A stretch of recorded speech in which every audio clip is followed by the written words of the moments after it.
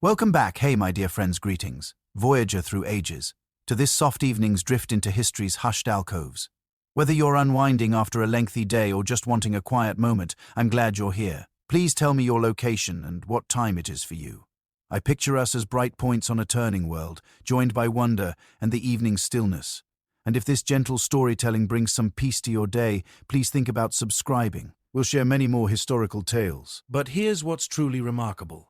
These weren't just random acts of excess tucked into dark corners. What we're discussing is a fully structured commerce that functioned openly in the center of a thriving Roman city. A commerce that tells us more about ancient Roman life, its economy, and human character than any textbook could ever convey. In this video, I'll take you within the brothel of old Pompeii.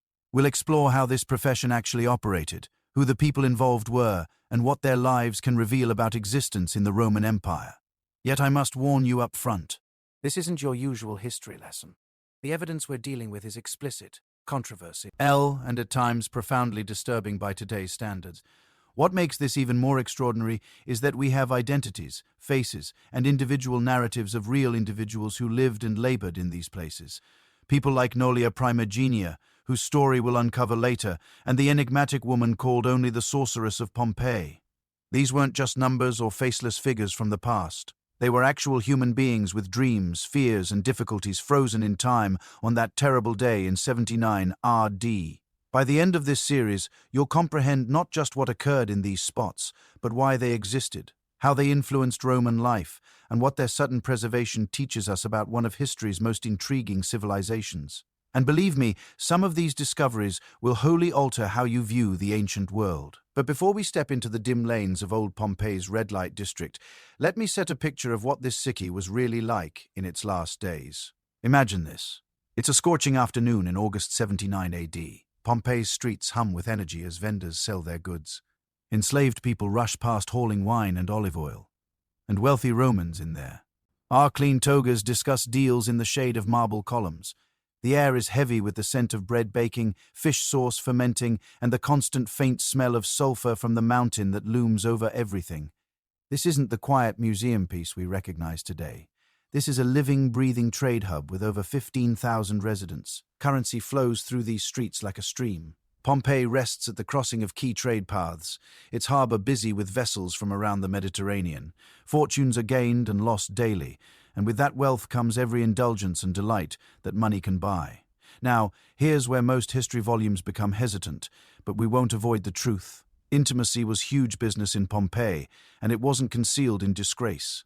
It was promoted, controlled, and woven into everyday life in ways that would startle modern sensibilities. Walk down any major street in Pompeii, and you'd encounter something that would halt you. Carved into stone walkways, etched onto building walls, painted on storefronts, you'd see explicit images that leave nothing to the imagination. These weren't rough scribbles by rebellious youths. They were professional signs, directed. Section markers and artistic decorations ordered by business owners and permitted by city leaders. The Romans had a wholly different connection to sexuality than we do now. What we consider personal and improper, they saw as natural and commercial. But this wasn't some free love paradise.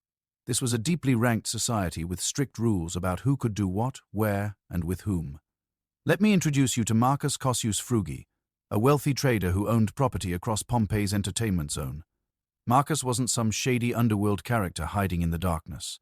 He was a respected businessman, a member of the local elite who viewed the sex trade as simply another investment chance.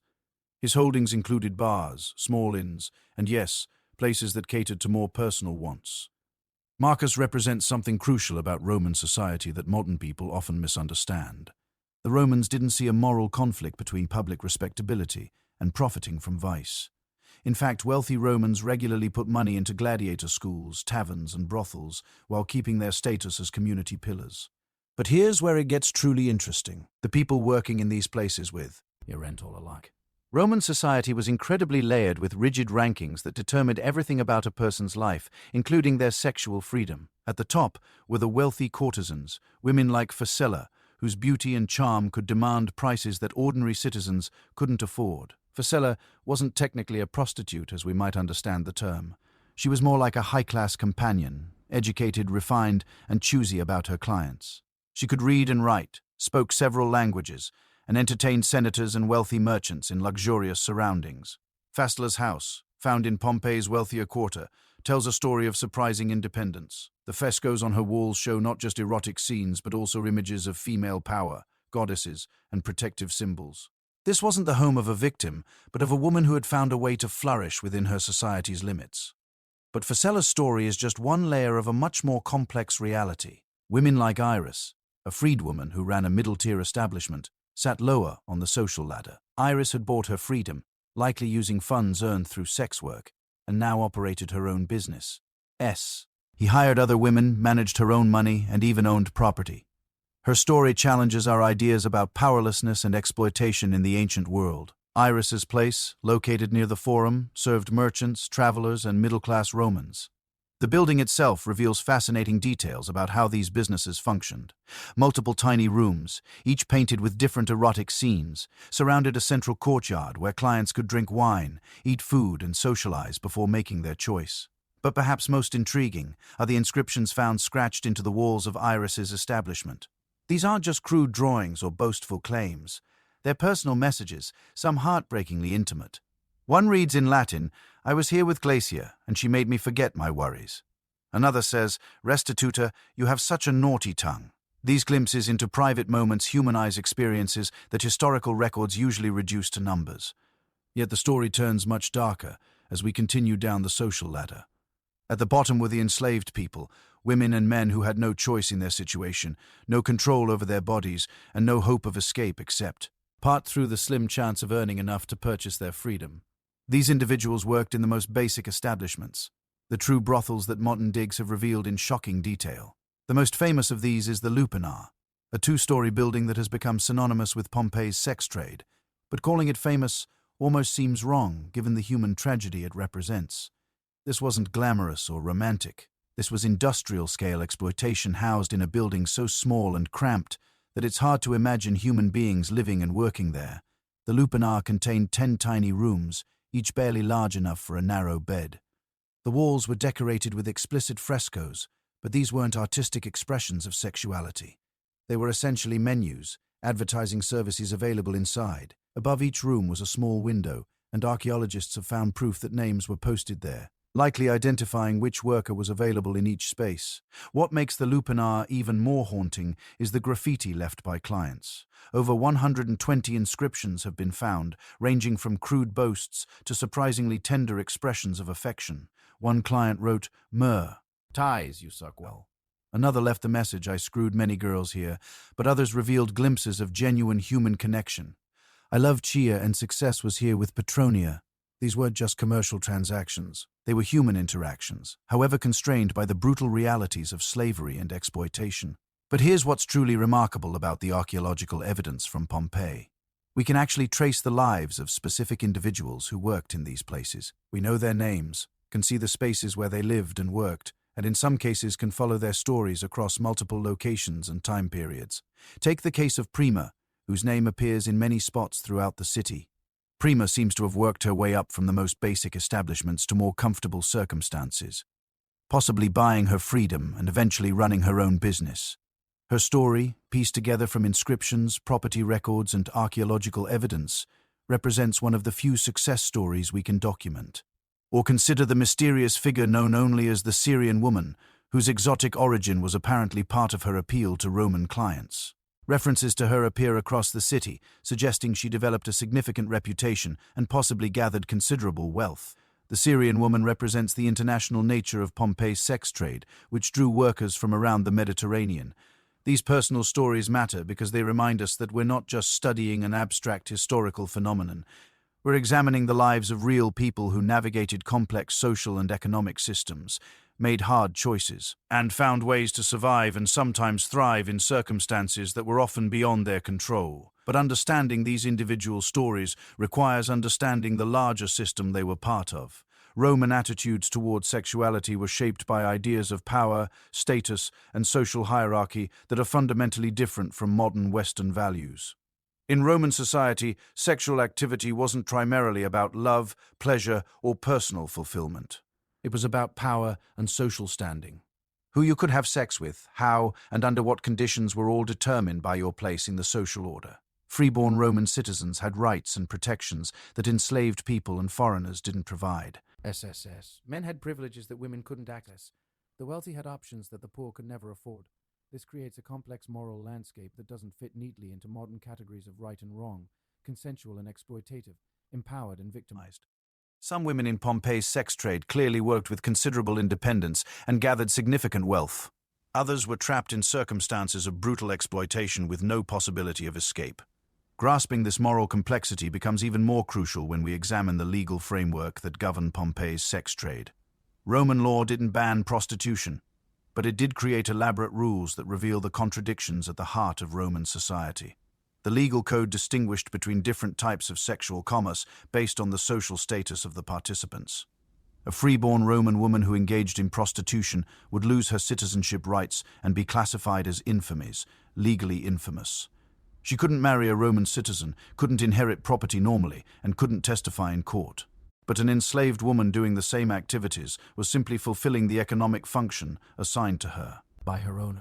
This legal distinction created a strange paradox. Women like Claudia Fortunata, whose tombstone was found in Pompeii's necropolis, navigated these rules with remarkable skill. Claudia had been born free, but family financial troubles forced her into sex work. Rather than accepting the legal consequences, she found a way to keep her citizenship by technically operating as a tavern keeper, rather than a prostitute. Claudia's tavern, located on one of Pompeii's busiest streets, served food and wine during the day and offered more intimate services after dark. The legal fiction allowed her to avoid the most severe penalties while still working in the sex trade. Her tombstone, put up by grateful former employees, describes her as a beloved patron who helped other women navigate similar circumstances. But Claudia's story also reveals the constant threat that hung over women in her position. City records show that she was arrested multiple times for breaking rules about when and where certain activities could take place. Each arrest meant fines, and repeated violations could result in exile or worse. The stress of constant legal risk took its toll, and Claudia died young, probably in her early 30s. The rules extended beyond individual workers to the physical spaces where the trade operated. Roman law required that certain activities be done in designated areas away from temples, schools, and respectable residential neighborhoods. This created distinct red light districts, and Pompeii had several. The largest was located near the harbor, where sailors and merchants created steady demand for entertainment. This district included not just brothels but also taverns, gambling houses, and small inns. The buildings were constructed with specific features mandated by law: separate entrances for different types of businesses, soundproofing between rooms, and windows placed to provide privacy from the street. Walking through this district would have been an assault on the senses.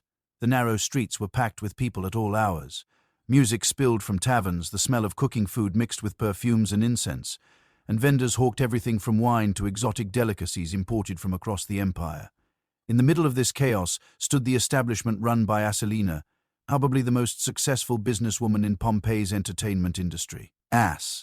Lena owned multiple properties, employed dozens of workers, and had business ties with some of the city's wealthiest families.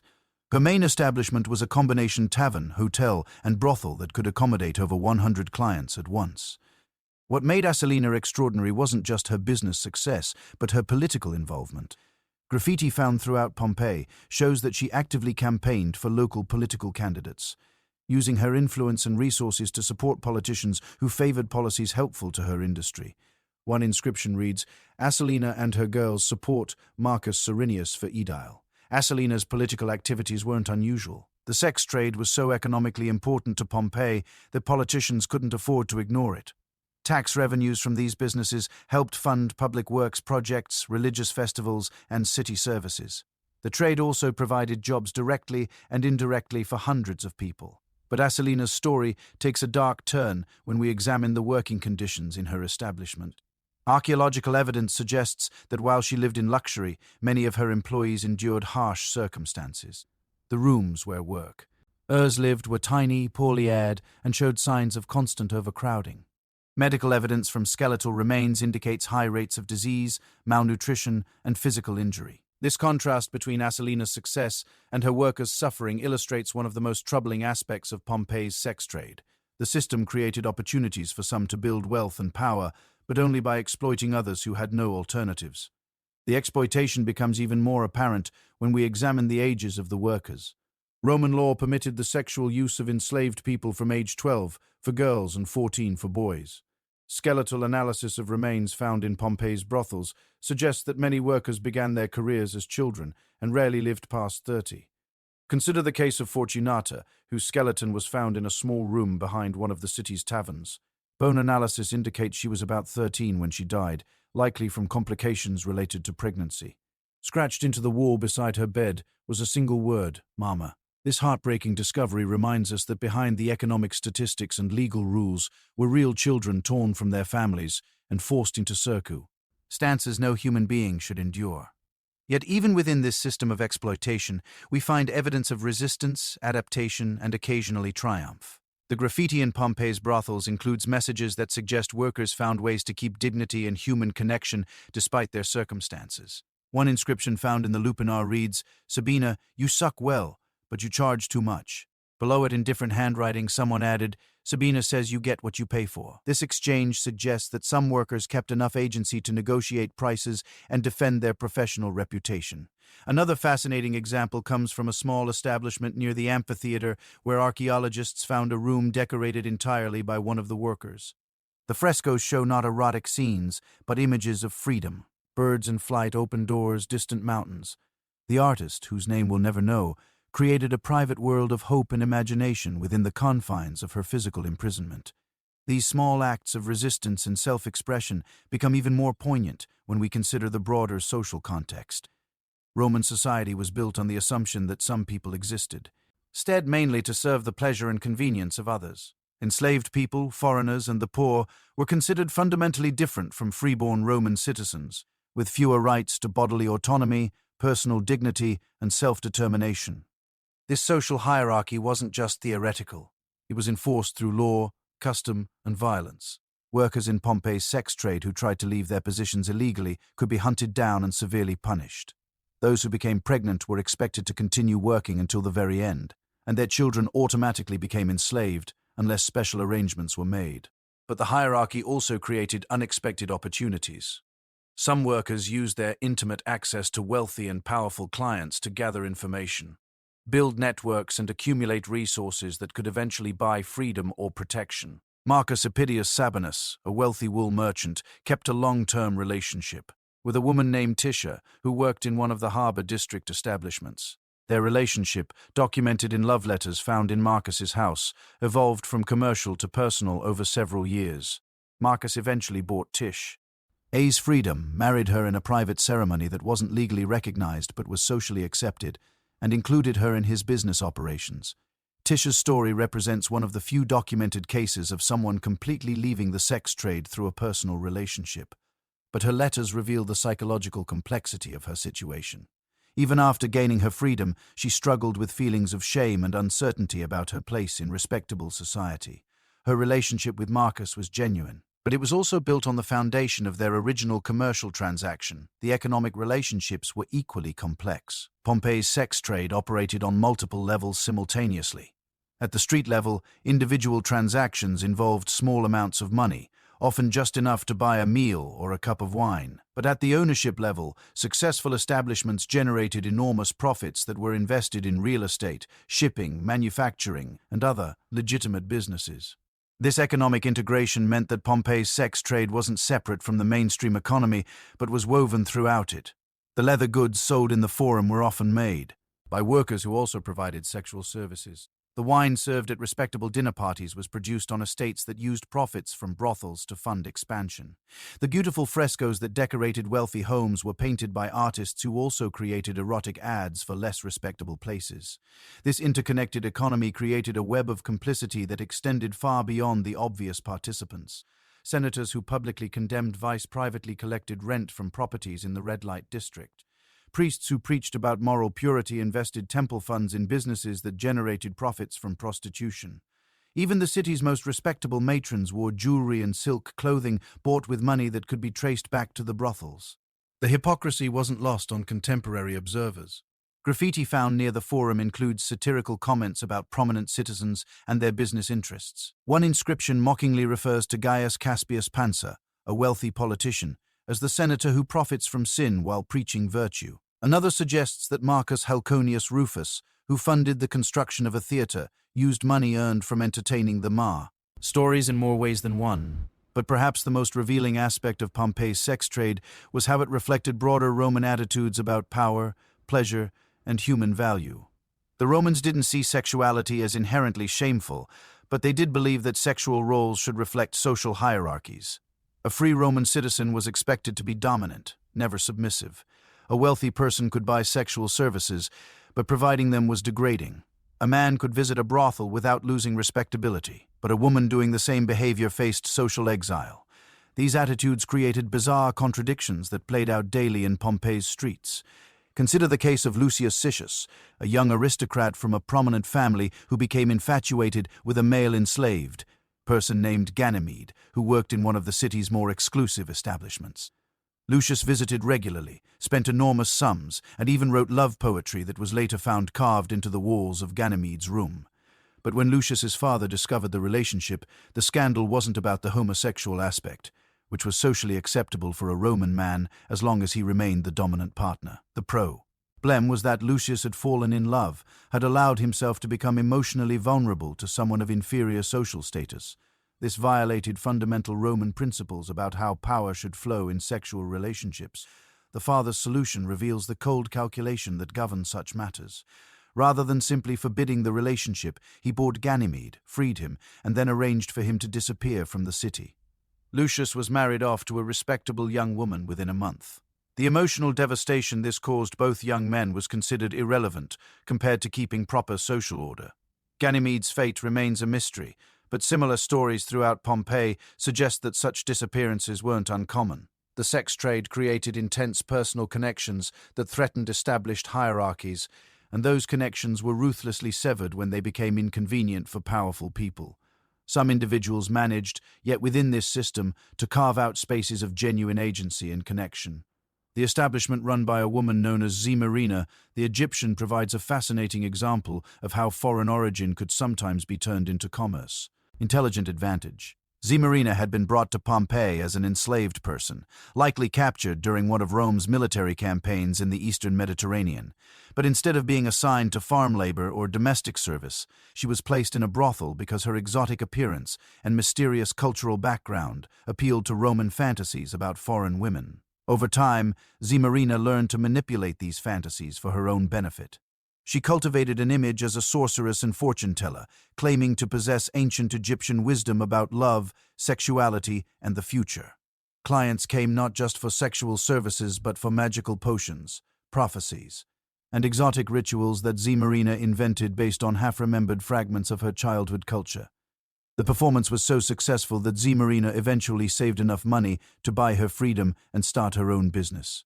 Her house, discovered in a residential area rather than the traditional red light district, was decorated with authentic Egyptian artifacts mixed with Roman erotic art. The combination created an atmosphere of mysterious sensuality that attracted wealthy clients willing to pay premium prices for unique experiences. But Zemarina's story also illustrates the psychological costs of such success. Letters found in her house, written in a mix of Latin and Greek, revealed deep loneliness and cultural displacement. She had achieved financial independence and social respectability of a sort, but at the cost of commodifying her own cultural identity and maintaining a persona that grew increasingly distant from her authentic self. The pressure of constant performance took its toll on many sex workers, regardless of their level of success. Archaeological evidence suggests high rates of mental distress, self-medication with alcohol and drugs, and early death from what modern medicine would recognize as stress-related illnesses. The remains of Julia Felix, found in what appears to have been a suicide, illustrate this tragic pattern. Julia had been one of Pompeii's most successful courtesans, with wealthy clients throughout the region and property investments that made her genuinely rich. But her private writings, preserved by volcanic ash, reveal crushing anxiety about aging, losing her looks, and being discarded by clients who could always find younger alternatives. Julia's final letter, addressed to a sister living in Rome, describes the unbearable pressure of keeping her appearance and performance while watching younger competitors arrive daily from across the empire. She writes, "I am 31 years old, which might as well be 60 in this business. Every morning I look in the mirror and see new lines, new signs that my value is diminishing. How long before they stop coming? How long before I am forgotten? The letter was never sent. Julia's body was found beside it, along with an empty vial that had contained a poison common in antiquity. Her death represents the dark side of what appeared to be success within the system. Yet, not all stories ended in tragedy. Some workers found ways to transition out of the sex trade and into different roles within Roman society.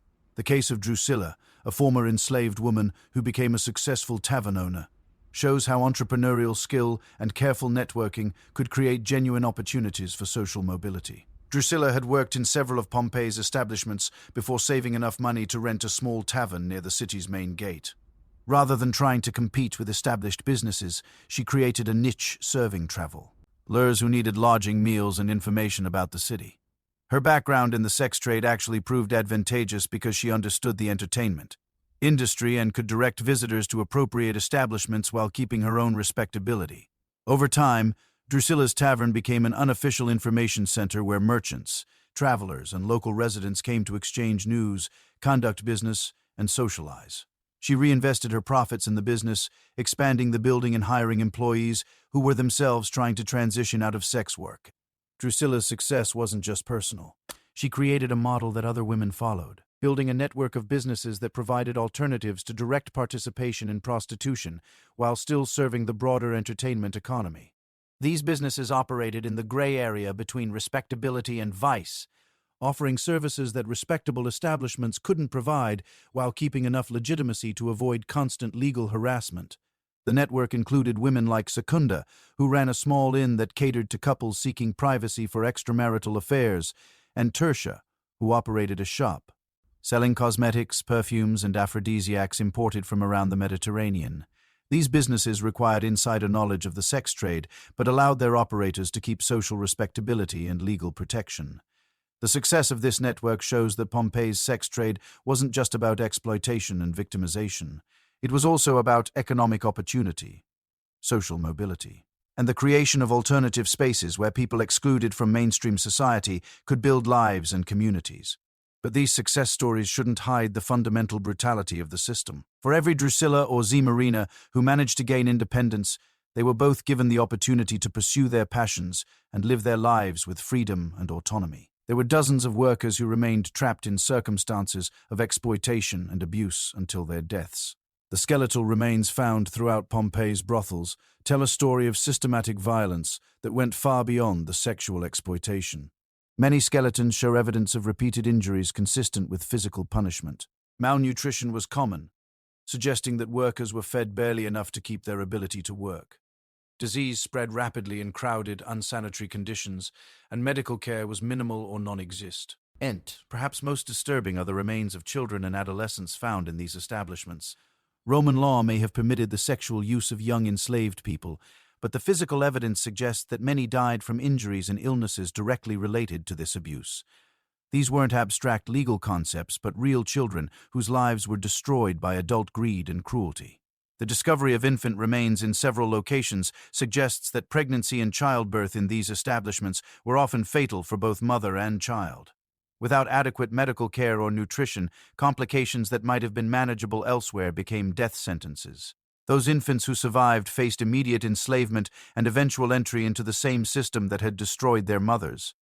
This cycle of exploitation was maintained through a combination of economic incentives, legal structures, and social attitudes that dehumanized certain categories of people. Enslaved people weren't considered fully human under Roman law, so their suffering was legally irrelevant.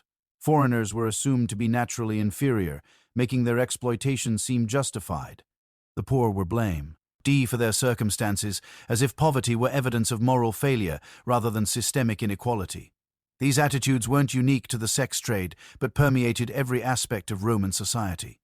The same legal and social structures that allowed sexual exploitation also supported the gladiatorial games, farm slavery, and military conquests that were central to Roman civilization.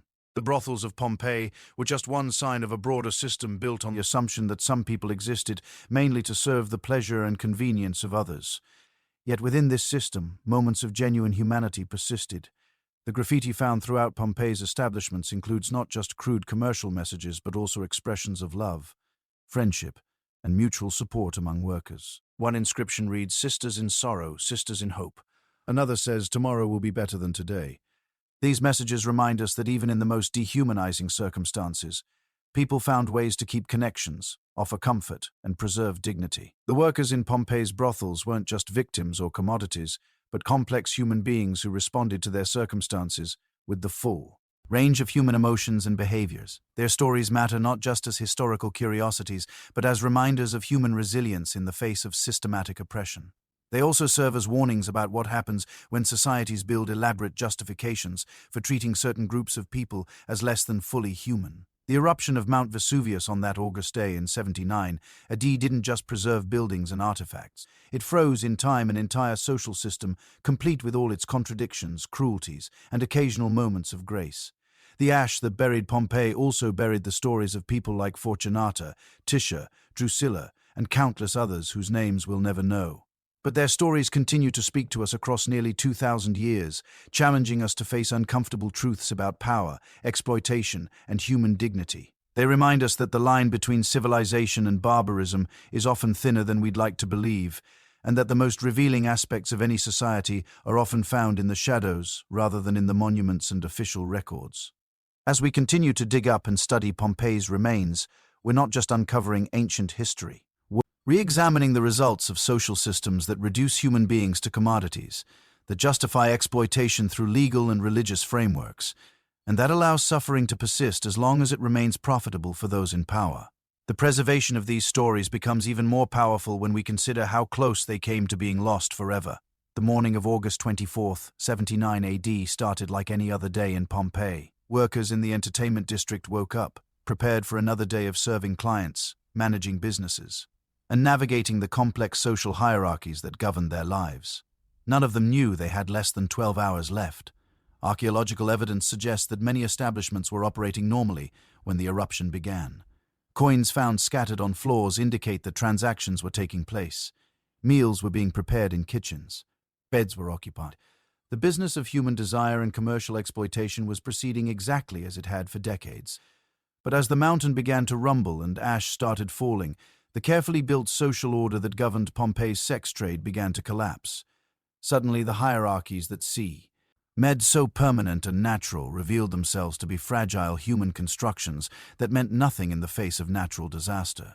Consider what happened at Asalina's establishment. When the eruption began, social conventions would normally have required that free citizens be evacuated first, then freed enslaved people, then property enslaved people last. But archaeological evidence suggests that in the chaos and terror of that day, such distinctions became meaningless. Bodies found huddled together in the building's basement include people from every social class, clinging to each other without regard for status or prior relationships. The remains of Asalina herself were found in a small storage room, clutching what appears to be a bag of coins and jewelry. But beside her was the skeleton of a young woman whose dental analysis suggests she was one of Asalina's workers. In their final moments, the successful businesswoman and the exploited enslaved person faced death as equals. Their prior relationship transformed by shared terror into something approaching human solidarity. This pattern repeats throughout the archaeological record. In establishment after establishment, the social hierarchies that governed daily life dissolved as people faced the reality of imminent death. Masters and enslaved people, clients and workers, Romans and foreigners, all became simply human beings trying to survive an incomprehensible disaster. The Lupinar tells a particularly haunting story. 9 bodies were found in the building, but only 3 were in the tiny cubicles where workers normally spent their time. The others were discovered in what had been common areas, suggesting that as the danger became apparent, people left their assigned spaces and came together for comfort and protection. One of the most poignant discoveries was made in the building's upper level, where archaeologists found the remains of 2 people who had died holding hands. Skeletal analysis indicates one was a young woman, probably a worker, and the other was a middle-aged man who might have been a client, an owner, or simply someone who had sought shelter. Their identities don't matter as much as their final act of human connection in the face of overwhelming terror. The graffiti that covers the Lupinar's walls takes on new meaning when we consider that some of it might have been carved during those final hours. Among the usual commercial messages and crude boasts, there are some that are not meant to be taken seriously. Archaeologists have found what appear to be prayers, final messages to loved ones, and desperate pleas for divine help. One inscription carved with a trembling hand reads simply, "God's help us all." But the volcanic ash that ended so many lives also created an unprecedented historical record. The same geological forces that brought death and destruction also preserved details about daily life in ancient Pompeii that would normally have been lost to time. We can see exactly what people were doing, wearing, eating, and feeling at the moment when their world ended. This preservation allows us to understand the sex trade not as an abstract historical phenomenon, but as a lived reality involving real people with real hopes, fears, and relationships. The woman whose skeleton was found clutching a small bronze mirror wasn't just a prostitute or an enslaved person. She was someone who cared about her appearance, who had personal possessions that mattered to her, who faced death with the same human dignity as any other person. The preservation also reveals details that challenge many modern assumptions about ancient sex. Duality and gender roles. Recent analysis of skeletal remains suggests that Pompeii's sex trade included more diversity than historians previously understood. Bodies found in brothels include people who appear to have been born male but lived as women, individuals whose bone structure suggests they may have been intersex, and evidence of surgical modifications that might have been performed to alter physical appearance for commercial purposes. This biological diversity was reflected in the services advertised throughout the city. Graffiti and artwork suggest that Pompeii's establishments catered to an enormous range of desires, fantasies, and sexual practices. Some of these practices would be familiar to modern audiences, while others seem bizarre or disturbing by contemporary standards. The establishment, run by a woman known as Cecilia Secunda, specialized in theatrical performances that combined sexuality with entertainment. Clients didn't just buy sexual services, but elaborate fantasy scenarios involving costumes, role-playing, and scripted interactions. Cecilia employed actors, musicians, and artists alongside traditional sex workers, creating experiences that blurred the line between theater and prostitution. Archaeological evidence from Cecilia's establishment includes masks, costumes, musical instruments, and scripts written on wax tablets. The performances ranged from relatively tame romantic scenarios to elaborate mythological reenactments involving multiple participants and complex narratives. Clients could choose to be spectators or participants, and the most expensive options allowed them to essentially direct their own personalized productions. This theatrical approach to sexuality reveals something important about Roman culture that pure historical texts often miss. The Romans didn't just consume sexual services. They consumed sexual fantasies, elaborate narratives that allowed them to temporarily inhabit different identities and experience desires that their normal social roles wouldn't permit. Marcus Lucretius, a wealthy but physically disabled veteran, became a regular client at Cecilia's establishment, not because he needed basic sexual services, but because he craved the fantasy scenarios that allowed him to imagine himself as a powerful warrior or successful lover. The scripts found in his house, apparently written for private performances, revealed touching vulnerability beneath his public persona as a successful businessman and respected citizen. Marcus's favorite scenario involved playing a gladiator who wins the love of a beautiful captive princess. The script is surprisingly sophisticated, with genuine character development and emotional depth. For Marcus, who walked with a severe limp from a war injury and had never married, these performances provided not just sexual gratification, but emotional fulfillment and temporary escape from the limits of his physical reality. The relationship between Marcus and the actress who usually played the princess, a woman called Fortunata Prima, evolved over several years from purely commercial to something approaching genuine affection. Their correspondence, preserved in Marcus's house, reveals a complex emotional connection that went beyond their original business relationship. Fortunata Prima wrote to Marcus about her dreams of leaving the theater and opening a small shop selling cosmetics and perfumes. Marcus responded with detailed business advice and eventually provided the financial backing for her venture. Their letters suggest that their relationship became a source of mutual, universal support and genuine care. Even though it remained grounded in the commercial transaction that had brought them together, this transformation from commercial to personal relationships appears to have been more common than historians once believed.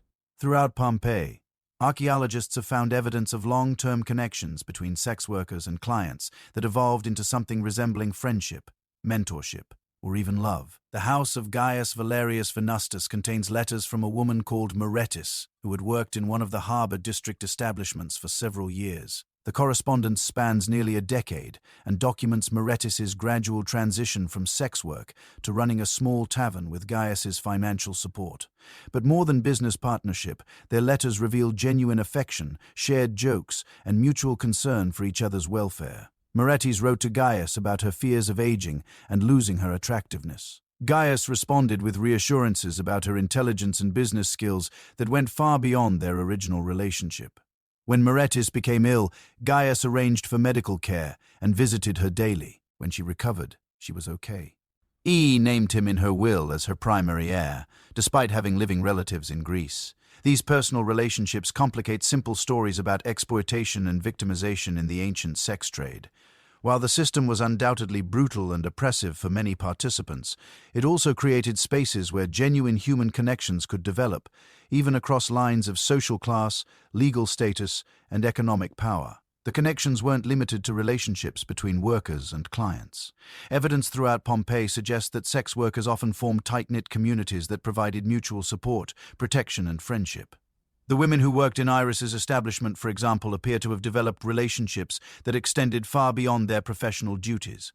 Graffiti in their living quarters includes inside jokes, affectionate nicknames, and references to shared experiences that suggest genuine camaraderie. One wall contains what appears to be a group poem with different verses added by different women over time. The poem celebrates friendship, mutual support, and shared dreams of eventual freedom. When one of Iris's workers, a young woman called Sekun, became pregnant, the other women pooled their resources to ensure she received adequate food and medical care during her pregnancy. After the birth, they helped arrange for the child to be fostered by a family outside the sex trade, giving the baby opportunities that would have been impossible if he had remained in the establishment. These acts of solidarity and mutual care weren't unique to Iris's establishment. Throughout Pompeii's entertainment district, archaeologists have found evidence of informal networks that provided support, protection, and alternative economic opportunities for people trying to survive within or escape from the sex trade. The networks operated through a combination of business relationships, personal friendships, and shared cultural backgrounds. Women from the same regions of the empire often worked together and looked out for each other. Former workers who had gained independence often provided opportunities for others who were still trapped in exploitative situations. Claudia Peregrina, a former sex worker who had become a successful merchant, employed several women who were transitioning out of prostitution in her fabric and cosmetics business. Our account books, preserved by volcanic ash, show that she paid above market wages and provided housing and training that allowed her employees to develop skills for independent businesses. Claudia's success wasn't accidental. She had systematically built relationships with suppliers, clients, and other merchants that allowed her to create legitimate opportunities for women who might otherwise have had no alternatives to continued exploitation. Her business served as a bridge between the underground economy of the sex trade and the legitimate commercial world of Roman Pompeii. But Claudia's story also illustrates the constant challenges faced by people trying to escape their pasts. Despite her business success and social connections, she remained vulnerable to blackmail and social ostracism from people who knew her history. Several threatening letters found in her house suggest that former associates tried to extort money by threatening to expose her background to respectable clients. The psychological burden of keeping a double identity took its toll. Claudia's private diary, written in Greek to hide its contents from casual readers, reveals ongoing anxiety about discovery and deep sadness about the relationships she couldn't pursue because of her past. She wrote about watching respectable women her age marry and have families while she remained isolated by circumstances beyond her control. Yet Claudia persisted, building her business and creating opportunities for other women because she understood that economic independence was the only real protection available to people like her. Her success inspired others and showed that escape from the sex trade was possible with enough determination, skill, and luck.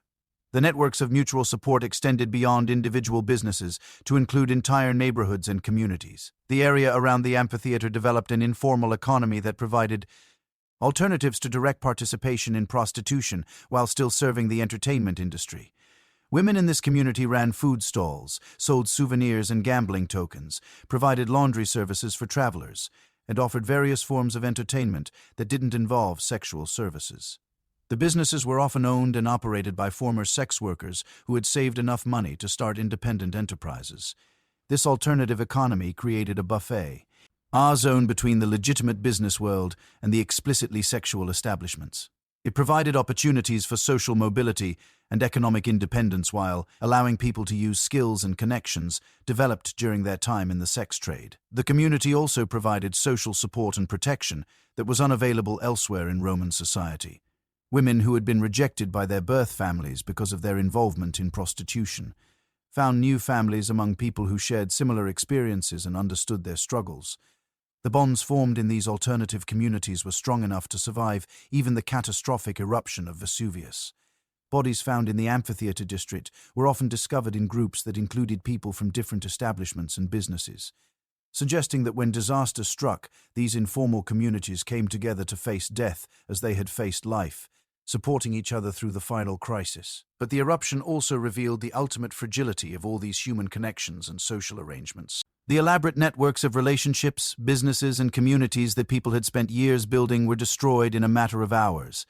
The careful social distinctions that had seemed so important were rendered meaningless by the democratic nature of volcanic ash, which buried rich and poor, free and enslaved, respectable and disreputable, with equal indifference.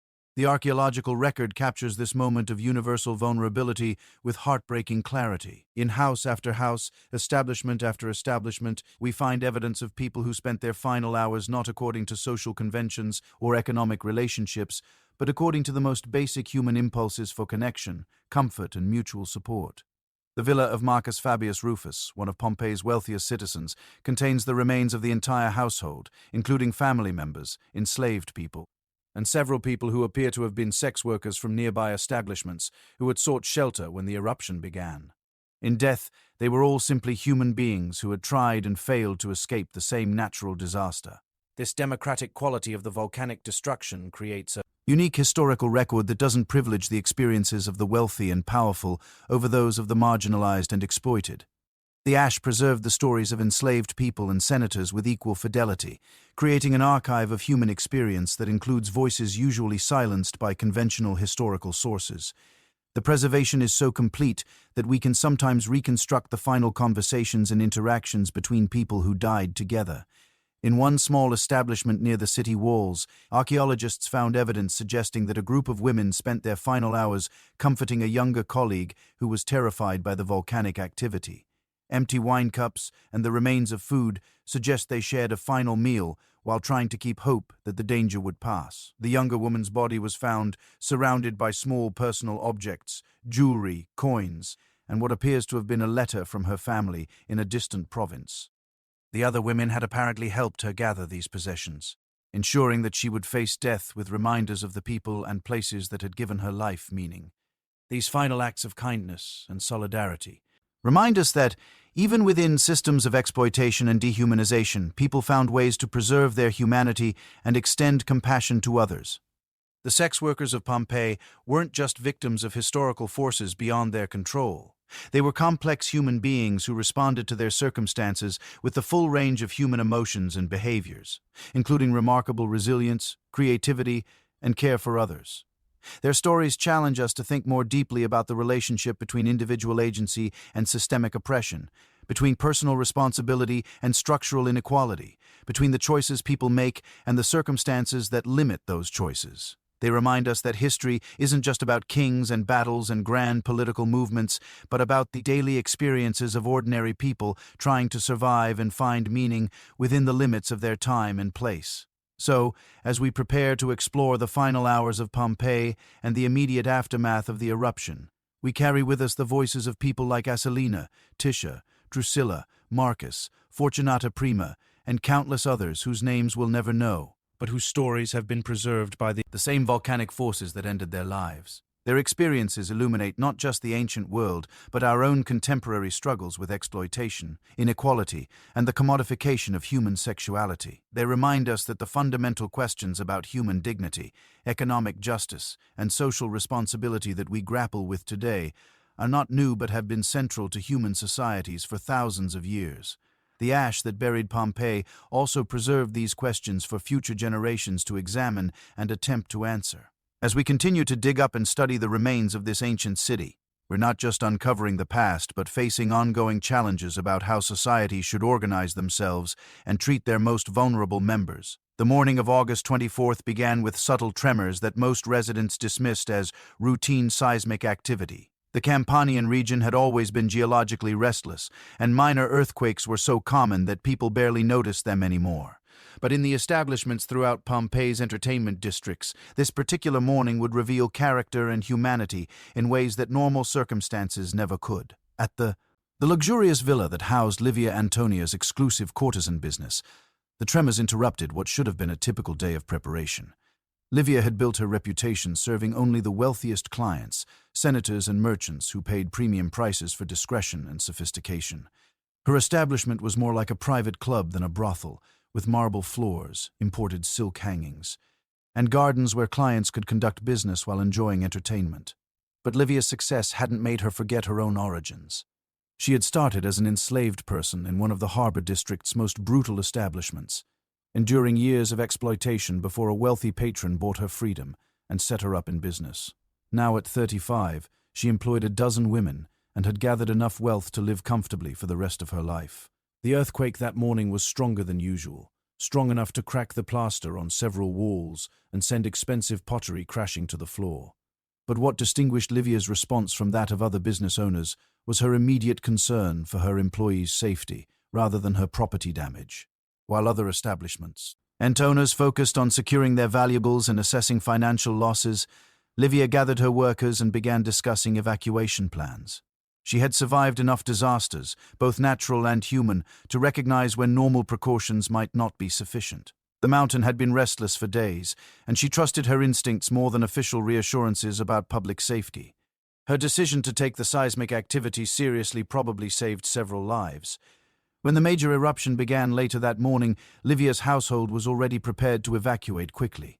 But their escape route took them through the city's entertainment district, where they encountered scenes of chaos and desperation that revealed both the worst and best of human nature. In the narrow streets near the Lupanar, panic had already begun to spread as ash started falling more heavily. The building's owner, a man named Gaius Mummius, who had never shown any concern for his workers' welfare, had fled immediately with his personal valuables, abandoning the women trapped inside to fend for themselves. But Livia stopped her own escape to help. Despite having no legal obligation or business relationship with the Lupanar's workers, she recognized their desperate situation and couldn't simply walk past. Her group broke down the building's main door, which had been locked from the outside, and helped evacuate 7 terrified women who had been trapped in the basement. The rescue wasn't without cost. The delay meant that Livia's group now faced much more dangerous conditions as ashfall increased and toxic gases began to affect breathing. Several members of her party, including Livia herself, began showing signs of respiratory distress that would prove fatal within hours. Yet, even as her own situation became desperate, Livia continued making decisions that prioritized others' welfare over her own survival. When the group reached a fork in the evacuation route, she chose the path that would take them past other establishments where people might need help, rather than the more direct route to safety outside the city. The archaeological evidence suggests that Livia's final hours were spent moving from building to building in the entertainment district, helping coordinate evacuations and providing leadership in a situation where official authority had completely broken down. Her body was found, in a doorway, apparently having collapsed while trying to help an elderly woman who couldn't walk quickly enough to keep up with the evacuation. The woman Livia died trying to save was Antonia Kines, a 70-year-old former enslaved person who had spent nearly 5 decades working in Pompeii's brothels. Antonia had bought her freedom years earlier and now ran a small tavern that served the entertainment district's workers and clients. She was beloved by younger women who sought her advice about navigating the dangers and opportunities of their profession. When the evacuation began, Antonia's age and poor health made it impossible for her to move quickly enough to escape the advancing ash cloud.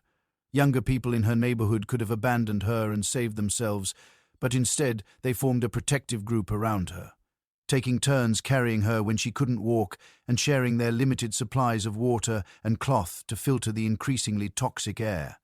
The group's progress was agonizingly slow, but they refused to leave Antonia behind. Their loyalty wasn't based on economic calculations or legal obligations, but on genuine affection for a woman who had shown them kindness, and wisdom during their most vulnerable moments.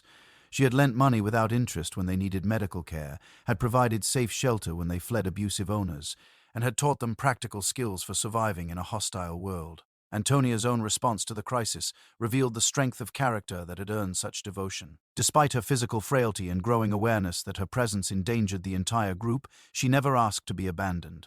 Instead, she used her knowledge of the city's layout to guide them toward escape routes that avoided the worst of the ashfall and toxic gas buildup. Her final contribution came when the group reached a collapsed building that blocked their planned escape route. Antonia recognized the location as a property she had worked in decades earlier, and she remembered a hidden passage that connected the building's basement to the city's drainage system. The passage was dangerous and partially flooded, but it offered their only hope of reaching safety. Antonia insisted on entering the passage first, despite her age and weakness, because she was the only one who knew the route well enough to navigate it in near-total darkness. The decision was both heroic and tragic because her physical condition made it almost certain that she wouldn't survive the journey even if she successfully guided others to safety. The group spent precious time arguing about her plan, with several younger women insisting they would rather die together than let Antonia sacrifice herself for their survival. But Antonia finally convinced them by pointing out that her death was already inevitable given her age and the toxic conditions, while their deaths would be a waste of lives that could still contribute something meaningful to the world. Her logic was brutal but undeniable, and it reflected a lifetime of making hard choices in impossible circumstances. Antonia had survived 5 decades in Pompeii's sex trade by learning to assess situations realistically and act decisively when necessary. The same skills that had kept her alive through countless personal crises now enabled her to make the ultimate sacrifice with clear-eyed determination. The passage was even more treacherous than Antonia had remembered. Decades of neglect had caused partial collapses that made navigation extremely difficult, and the toxic gases were more concentrated in the enclosed space. But her memory of the route proved accurate, and she successfully guided the group through the most dangerous sections before her strength finally gave out. Antonia's body was found at a junction where the passage connected to the main drainage system, just a few hundred yards from an exit that would have led to safety outside the city walls. She had died within sight of successful escape, but her sacrifice had enabled 6 younger women to reach safety and survive the disaster. The survival stories began to multiply as news of successful escape routes spread through the remaining population. But for every person who found safety, many others were trapped by circumstances beyond their control, or by their refusal to abandon people who couldn't save themselves. In the establishment run by Marcus Decidius, a different kind of tragedy was unfolding. Marcus had built his business around the fantasy that his workers were willing participants rather than coerced enslaved people. He paid them slightly better than other owners, gave them more comfortable living conditions, and kept the fiction that they could leave whenever they chose. The fiction was maintained, aimed through a system of debt bondage that made it practically impossible for workers to save enough money to buy their freedom. But Marcus genuinely believed he was a benevolent employer who treated his people fairly. When the evacuation began, this self-deception created a crisis that revealed the true nature of their relationship. Marcus expected his workers to evacuate with him as a group under his leadership and protection. But several of the women saw the chaos as an opportunity to escape permanently, not just from the volcanic disaster, but from their bondage to Marcus. The conflict between his expectations and their desires created delays and confusion that put everyone's survival at risk. Fabia Maxima, who had worked for Marcus for over 3 years, had been planning her escape for months and had hidden money and supplies in preparation for an opportunity exactly like this. When Marcus announced the evacuation plan, she tried to convince the other women to scatter in different directions rather than staying together as a group that could be easily tracked and recaptured if they survived. But Marcus interpreted their hesitation as loyalty and gratitude rather than fear and calculation. He insisted that staying together was the safest option and became increasingly angry when some workers expressed reluctance to follow his leadership. The argument wasted precious time as conditions outside became more dangerous. The situation was further complicated by the presence of 2 pregnant women in the establishment. Claudia Marcella was 8 months pregnant and could barely walk, while Iunia Tacula was in early labor that had been triggered by the stress and physical exertion of the crisis. Both women needed immediate medical attention that wasn't available during the evacuation. Marcus faced a choice that exposed the contradictions in his self-image as a caring employer. Helping the pregnant women would slow the entire group's escape and reduce everyone's chances of survival. Abandoning them would reveal his true priorities and destroy the fiction that he cared about his workers' welfare rather than just their economic value.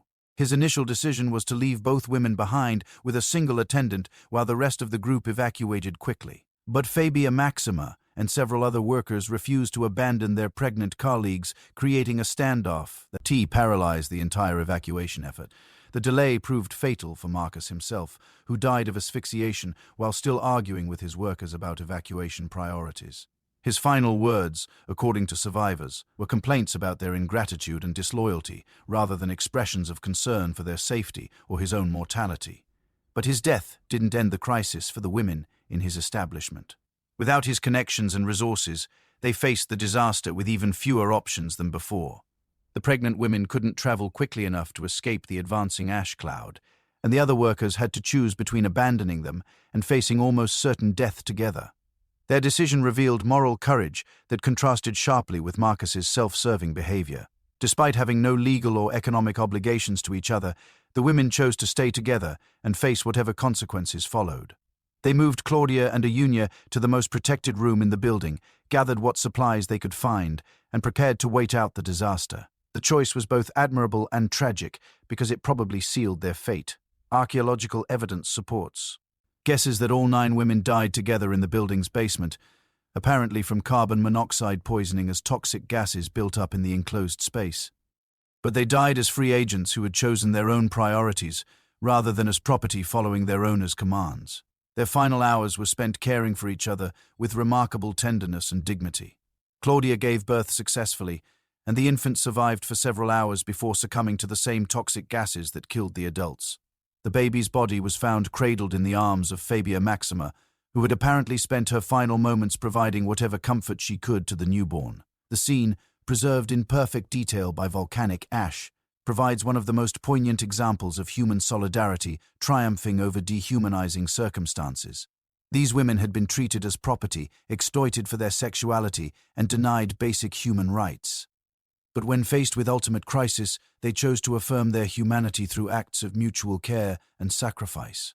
Their story was repeated throughout Pompeii's entertainment district, where the breakdown of normal social order revealed the moral character Thar. The people had developed despite, or perhaps because of, their experiences with systematic oppression. Workers who had been trained to compete with each other for clients' attention instead cooperated to maximize everyone's chances of survival. In the harbor district, where conditions were particularly dangerous due to toxic gas concentrations near the water, a remarkable rescue effort emerged from the chaos. Sextus Pompeius Axius, a retired gladiator who ran a small tavern catering to dock workers and sailors, organized an evacuation convoy that saved dozens of lives. Sextus had survived 20 years in the arena by learning to assess dangerous situations quickly and act decisively under pressure. When the volcanic eruption began, he immediately recognized that the harbor district's low elevation and poor drainage made it a death trap for anyone who remained. But instead of simply fleeing to safety, he began moving through the neighborhood to warn others and coordinate group evacuations. His efforts focused particularly on the most vulnerable residents, people who lacked the resources or connections to organize their own escapes. Many of these were women working in the district's cheap Saint establishments, elderly former gladiators who had been discarded when their fighting days ended, and foreign enslaved people who had no understanding of local geography or escape routes. Sextus's own background as a former enslaved person gave him credibility with people who had learned to distrust authority figures and official rescue efforts. He understood their fears about being recaptured or punished if they left their assigned positions, and he was able to convince them that the volcanic disaster created a genuine emergency that justified breaking normal rules. The convoy he organized included over 40 people from throughout the harbor district. They traveled together for mutual protection and support, sharing limited supplies of food and water while helping those who couldn't keep the pace necessary for escape. Sextus used his knowledge of gladiatorial training to keep group discipline and morale during the difficult journey. But the convoy's success wasn't just due to Sextus's leadership. The participants themselves showed remarkable cooperation and mutual support, despite having no previous relationships or shared interests beyond their common desire to survive. Form a river. Alice in the sex trade helped each other navigate difficult terrain. Clients and workers who had kept purely commercial relationships shared their resources without expectation of repayment. The transformation was particularly striking among a group of women from competing establishments who had previously regarded each other as economic threats. Cassia Prima, Flavia Secunda, and Iulia Tertia had spent years trying to steal clients from each other and undermine each other's reputations. But during the evacuation, they formed a mutual support network that enabled all three to survive when they might have died alone. Their cooperation began with practical necessities, sharing food and taking turns helping an injured member of the group. But it evolved into genuine friendship based on recognition of their shared experiences and common humanity. The crisis had stripped away the artificial competition that normally governed the relationships and revealed the natural solidarity that connected people facing similar challenges. The convoy's journey to safety took over 6 hours through increasingly dangerous conditions. Several members collapsed from exhaustion or respiratory distress, had to be carried by others. Toxic gas concentrations forced detours that added miles to their route. At several points, the group faced obstacles that seemed insurmountable and were tempted to abandon the collective effort in favor of individual survival attempts. But Sextus's leadership and the group's growing sense of solidarity kept them together through each crisis. When an elderly man named Gaius Opus collapsed and couldn't continue walking, they improvised a stretcher and took turns carrying him. When a young woman named Tertia became hysterical with fear, others surrounded her with comfort and encouragement until she could regain her composure. The most severe test came when they encountered a group of city officials who were trying to prevent people from leaving Pompeii without proper authorization. The officials, apparently more concerned with keeping bureaucratic control than saving lives, demanded documentation that most convoy members couldn't provide. Sextus negotiated with the officials, using his reputation as a former gladiator and his connections with wealthy patrons to vouch for the entire group. But the negotiations took precious time while conditions continued to deteriorate, and several convoy members began showing signs of serious respiratory distress from prolonged exposure to volcanic gases. The standoff was finally resolved when one of the officials recognized several convoy members as workers from establishments he had patronized. His embarrassment at being identified as a client in front of his colleagues led him to speed up the authorization process rather than risk further exposure of his personal activities. The incident revealed how the normal hierarchies and moral judgments that governed daily life in Pompeii became meaningless in the face of genuine crisis. Officials who normally condemned the sex trade as immoral were revealed as regular participants. Workers who were usually treated as social outcasts suddenly became fellow human beings deserving of protection and assistance. By mid-afternoon, Sextus's convoy had successfully reached safety outside the city walls. All 42 members survived the initial evacuation, though several died in the following days from complications related to gas inhalation and physical exhaustion. The survivors formed lasting bonds that went beyond their previous social roles and economic relations. Ibeas, Cassia Prima, Flavia Secunda, and Iulia Tertia remained close friends for the rest of their lives, eventually pooling their resources to start a small business in a neighboring city. Their success was built partly on practical skills learned during their time in Pompeii's sex trade, but more importantly on the trust and cooperation they had developed during their shared survival experience. Their story illustrates how extreme circumstances can reveal human potential that remains hidden under normal conditions. The same people who had been trapped in cycles of competition and exploitation were capable of remarkable generosity and mutual support when their situation demanded it. But not all evacuation attempts ended successfully.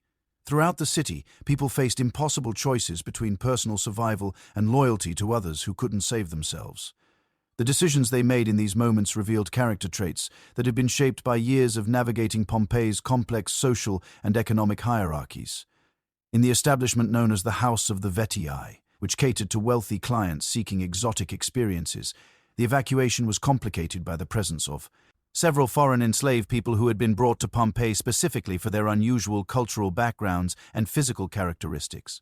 These individuals were extremely valuable property, but they were also completely dependent on their owners for survival because they had no knowledge of local language, geography, or social customs. The owner, Marcus Vettius Conviva, faced a dilemma that exposed the fundamental contradictions in his relationship with these enslaved people. As valuable property, they represented a significant financial investment that he couldn't afford to lose. But as human beings in mortal danger, they needed immediate help that he might not be able to provide without risking his own survival. His initial plan was to evacuate with his most valuable enslaved people while leaving the others behind to fend for themselves. But the foreign enslaved people couldn't survive without guidance and protection, and abandoning them would essentially be murder. Yet helping them would slow his own escape and reduce his chances of preserving his wealth and status. The moral complexity was further complicated by the relationships that had developed between Marcus and Ohm of his enslaved people over years of intimate contact. While he had never questioned his legal right to own and exploit them, he had developed genuine affection for several individuals whose personalities and histories had engaged his interest and sympathy. Particularly problematic was his relationship with a woman called Roxana, who had been captured during a military campaign in the eastern provinces and brought to Pompeii because of her exotic appearance and alleged knowledge of ancient Persian sexual practices. Over 3 years, Roxana had learned enough Latin to communicate effectively with Marcus, and their interactions had evolved from purely commercial to something approaching friendship. Marcus knew that Roxana's survival depended entirely on his protection, but he also knew that her presence would make his own escape much more difficult. She was unfamiliar with the terrain outside Pompeii, couldn't communicate effectively with other Romans, and would be completely vulnerable to recapture or worse if separated from him during the chaos. His decision to include Roxana in his evacuation party was based partly on economic calculation, since she represented a substantial financial investment, but also on personal attachment that he had never expected to develop. The choice committed him to a more dangerous and uncertain escape route, but it also preserved a relationship that had become genuinely meaningful to him. The evacuation party included Marcus, Roxana, 2 other foreign enslaved people, and 3 Roman enslaved people who had specific skills that made them valuable. The group's composition created communication problems and cultural conflicts that made cooperation difficult even under the best circumstances. The foreign enslaved people were terrified by the volcanic activity, which they interpreted through their own cultural frameworks rather than Roman understanding of natural phenomena. Roxana believed the eruption was divine punishment for her participation in activities that violated her original religious training. The others had similar supernatural explanations that increased their panic and made rational decision-making nearly impossible. Marcus found himself serving not just as evacuation leader, but as translator, cultural mediator, and psychological counselor for people whose backgrounds he barely understood. The responsibility was overwhelming, especially as physical conditions became more dangerous and his own survival instincts urged him to abandon the group and flee alone. The crisis deepened when one of the foreign enslaved people, a young man from Germanic territories, suffered what appeared to be a complete psychological breakdown. He became convinced that the volcanic eruption was connected to his enslavement and that escape was impossible because the gods were punishing him specifically. His terror infected the other enslaved people and created a panic that threatened to destroy group cohesion entirely. Marcus's response revealed both his limitations and his genuine humanity. He couldn't provide the cultural or religious comfort that the Germanic enslaved person needed. But he did offer practical protection and refused to abandon him despite the danger this created for everyone else. The decision probably saved the young man's life, but it also sealed Marcus's own fate by delaying their escape until conditions became unsurvivable. Archaeological evidence suggests that Marcus's group died together in a small building, where they had sought shelter when the ashfall became too heavy to continue traveling.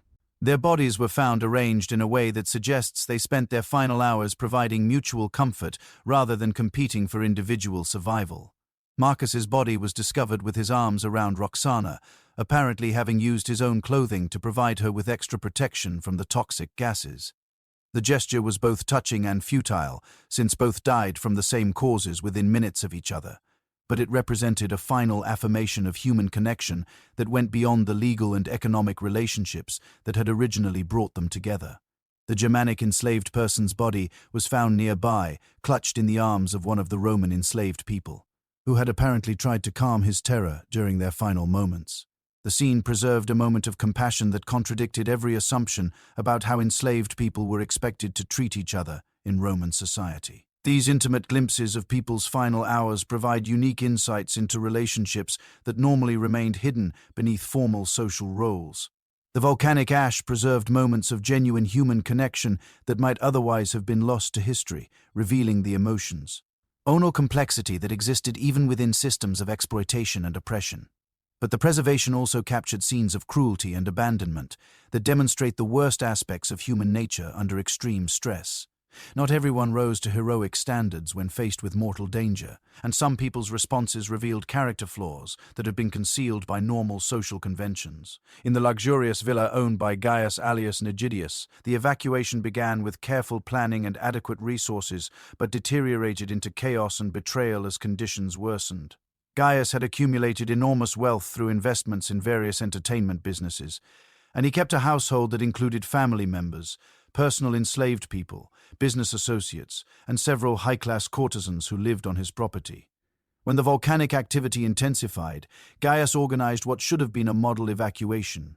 He had enough transportation, supplies, and knowledge of escape routes to ensure everyone's survival if the plan had been executed properly. But his leadership failed when the crisis demanded genuine sacrifice and moral courage rather than just logistical planning. The breakdown began when the evacuation convoy encountered more dangerous conditions than anticipated. Toxic gas concentrations forced detours that depleted their supplies and exhausted their transportation animals. Several members of the group began showing signs of serious respiratory distress that would require medical attention if they were to survive. Gaius's response was to begin abandoning the most vulnerable members of his household in order to preserve resources for those he considered most important. The decisions were presented as practical necessities, but they revealed a hierarchy of value that placed family members and valuable enslaved people above other human beings who had served him faithfully for years. The first to be abandoned was an elderly enslaved person named Philemon, who had managed Gaius's business accounts for over 2 decades. When Philemon collapsed from exhaustion and couldn't continue walking, Gaius decided that carrying him would endanger everyone else's survival. The decision was probably correct from a purely practical standpoint, but it was made without consulting Philemon or the other enslaved people who had worked alongside him for years. Philemon's abandonment created resentment and fear among the remaining enslaved people, who realized that their years of loyal service meant nothing when their survival became inconvenient. Several began making their own plans for escape, correctly anticipating that Gaius would abandon them as well if circumstances required further sacrifices. The next crisis came when one of the courtesans, a woman named Clodia Mitella, who had lived in Gaius's household for 3 years, became seriously ill from gas inhalation. Clodia had been more than just a business associate. She had served as Gaius's companion and advisor, and their relationship had involved genuine affection and mutual respect. But when Clodia's illness began slowing the group's progress, Gaius faced the same choice he had made with Philemon. His decision to leave her behind with minimal supplies and no protection revealed that even his most intimate relationships were ultimately subordinate to his own survival interests. Clodia's abandonment broke the last bonds of loyalty that had held the evacuation group together. The remaining enslaved people and courtesans realized that Gaius would sacrifice any of them to preserve his own life, and they began planning independent escapes rather than trusting his leadership. The group's disintegration accelerated when they encountered a checkpoint where Roman officials were demanding documentation and payment for passage to safety. Gaius had enough resources to secure passage for everyone, but he chose to use his money only for himself and his immediate family members. The abandoned enslaved people and courtesans were left to negotiate their own passage or find alternative escape routes without resources or connections. Most probably died in the attempt, though archaeological evidence makes it impossible to trace their individual fates with certainty. Gaius himself survived the initial evacuation but died within a year from complications related to gas inhalation and the stress of losing most of his wealth and property. His survival was bought through the abandonment of people who had depended on his protection, and the moral weight of those decisions apparently contributed to his rapid decline even after reaching physical safety. His story serves as a counterpoint to the examples of heroism and solidarity that emerged elsewhere in Pompeii during the crisis. 1. T shows that extreme circumstances could reveal moral cowardice and selfishness just as easily as they could inspire courage and sacrifice. The contrast becomes even more striking when compared to the behavior of people who had much less to lose but chose to risk everything for others' welfare. Throughout the entertainment district, individuals with minimal resources and no legal obligations or social standing repeatedly chose to help strangers at the cost of their own survival chances. Consider the actions of Gaius Cornelius Felix, a former gladiator turned bodyguard who worked for one of the mid-tier establishments near the theater district. Felix had bought his freedom after surviving 8 years in the arena, and he had built a modest but secure life providing protection services to businesses that couldn't afford more expensive security arrangements. When the evacuation began, Felix's employer fled immediately, without paying his final wages or providing any assistance to the workers who depended on the business for their livelihoods. Felix had no legal or economic reason to remain in the dangerous area, and his combat training gave him better survival skills than most civilians attempting to escape the city. But instead of fleeing, Felix spent his final hours moving through the neighborhood's most dangerous areas, helping coordinate evacuations from buildings where people had become trapped by debris or panic. His military experience proved invaluable in keeping order and morale among groups of terrified civilians who had no experience with crisis management. Felix's most significant intervention came when he discovered that a building collapse had trapped several people in a basement brothel. The structure was unstable and could collapse further at any moment, but the trapped individuals would certainly die if no rescue attempt was made. Working with a small group of volunteers, Felix organized a dangerous excavation effort that eventually freed 6 people from the rubble. The rescue took over 2 hours of exhausting labor under increasingly hazardous conditions, and it probably prevented Felix from reaching safety outside the city walls. His body was found the next morning in an alley near the collapsed building, apparently having died from gas inhalation after ensuring that the rescued individuals had successfully joined an evacuation convoy heading toward the city gates. Felix had traded his own survival for the lives of people he had never met and would never see again. The contrast between Felix's selfless behavior and Gaius's calculated abandonment of his dependents illustrates how moral character often operated independently of social status or economic resources in ancient Pompeii. The enslaved person turned bodyguard demonstrated nobility that the wealthy villa owner completely lacked. Similar examples multiplied throughout the city as the crisis deepened. People with every reason to focus solely on their own survival instead chose to help others who had no claim on their assistance except shared humanity. In the Suburana district, a neighborhood that housed many of the city's poorest residents and cheapest establishments, a remarkable community response emerged from the chaos. Rather than every individual or family attempting separate escapes, the entire neighborhood organized collective evacuations that maximized everyone's chances of survival. The coordination was led by Lucius Caesius Bacchus, a freedman who ran a small tavern that served as an unofficial community center for the area's residents. Bacchus had lived in the neighborhood for over 15 years and knew virtually everyone who lived or worked there, from the most successful business owners to the most desperate street workers. When the volcanic activity intensified, Bacchus immediately began organizing group evacuations based on his intimate knowledge of each person's capabilities, resources, and needs. He matched people who had transportation with those who needed help traveling.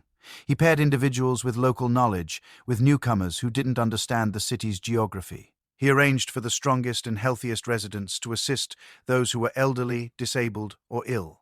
The organizational effort was remarkably sophisticated, considering the time constraints and dangerous conditions under which it operated. Bacchus created multiple evacuation routes to avoid overcrowding and reduce the risk that a single obstacle would trap large numbers of people. He established rally points where separated individuals could reunite with their groups. He even arranged for food and water distribution to sustain people during what would be a long and difficult journey to safety. But perhaps most importantly, Bacchus insisted that the evacuation include everyone in the neighborhood, regardless of their social status, legal standing, or ability to contribute resources to the effort. Enslaved people evacuated alongside their owners. Foreign workers received the same assistance as Roman citizens, and people who couldn't afford to pay for help were provided with services funded by wealthier neighbors. This inclusive approach reflected values that were unusual in Roman society, where hierarchical distinctions normally determined who received help during emergencies. But the Suburana neighborhood had always operated according to different principles, partly because its residents' marginal status had created bonds of mutual dependence that went beyond legal and economic categories.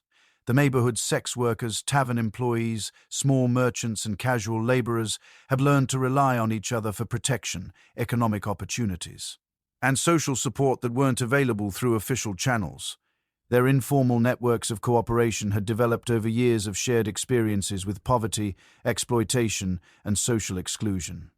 When disaster struck, these existing relationships provided a foundation for collective action that proved more effective than the individual survival strategies pursued by wealthier and more socially prominent citizens. The neighborhood's residents trusted each other because they had proven their reliability through countless smaller crises and mutual assistance arrangements. The evacuation succeeded in saving over 200 people who might have died if left to fend for themselves individually. But the success came at enormous personal cost for Bashews and other community leaders who sacrificed their own safety to ensure that others reached the evacuation points and kept group cohesion during the dangerous journey. Bassus himself died just outside the city walls, apparently from a heart attack brought on by the physical and emotional stress of coordinating such a massive rescue effort. His body was found surrounded by personal belongings that other evacuees had dropped during their flight, suggesting that he had spent his final moments collecting and protecting items that would help survivors rebuild their lives.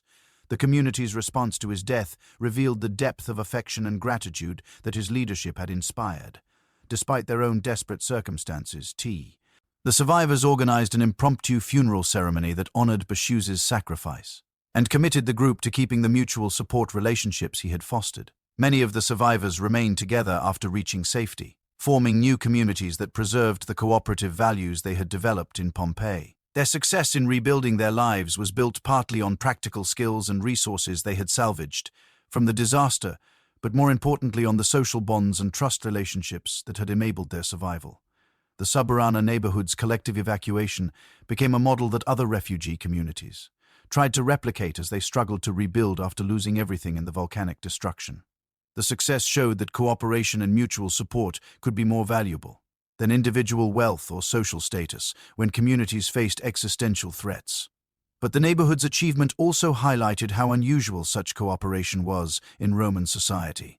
Most of Pompeii's residents attempted individual escapes that often failed because people lacked the resources, knowledge, or social connections necessary for successful evacuation under dangerous conditions.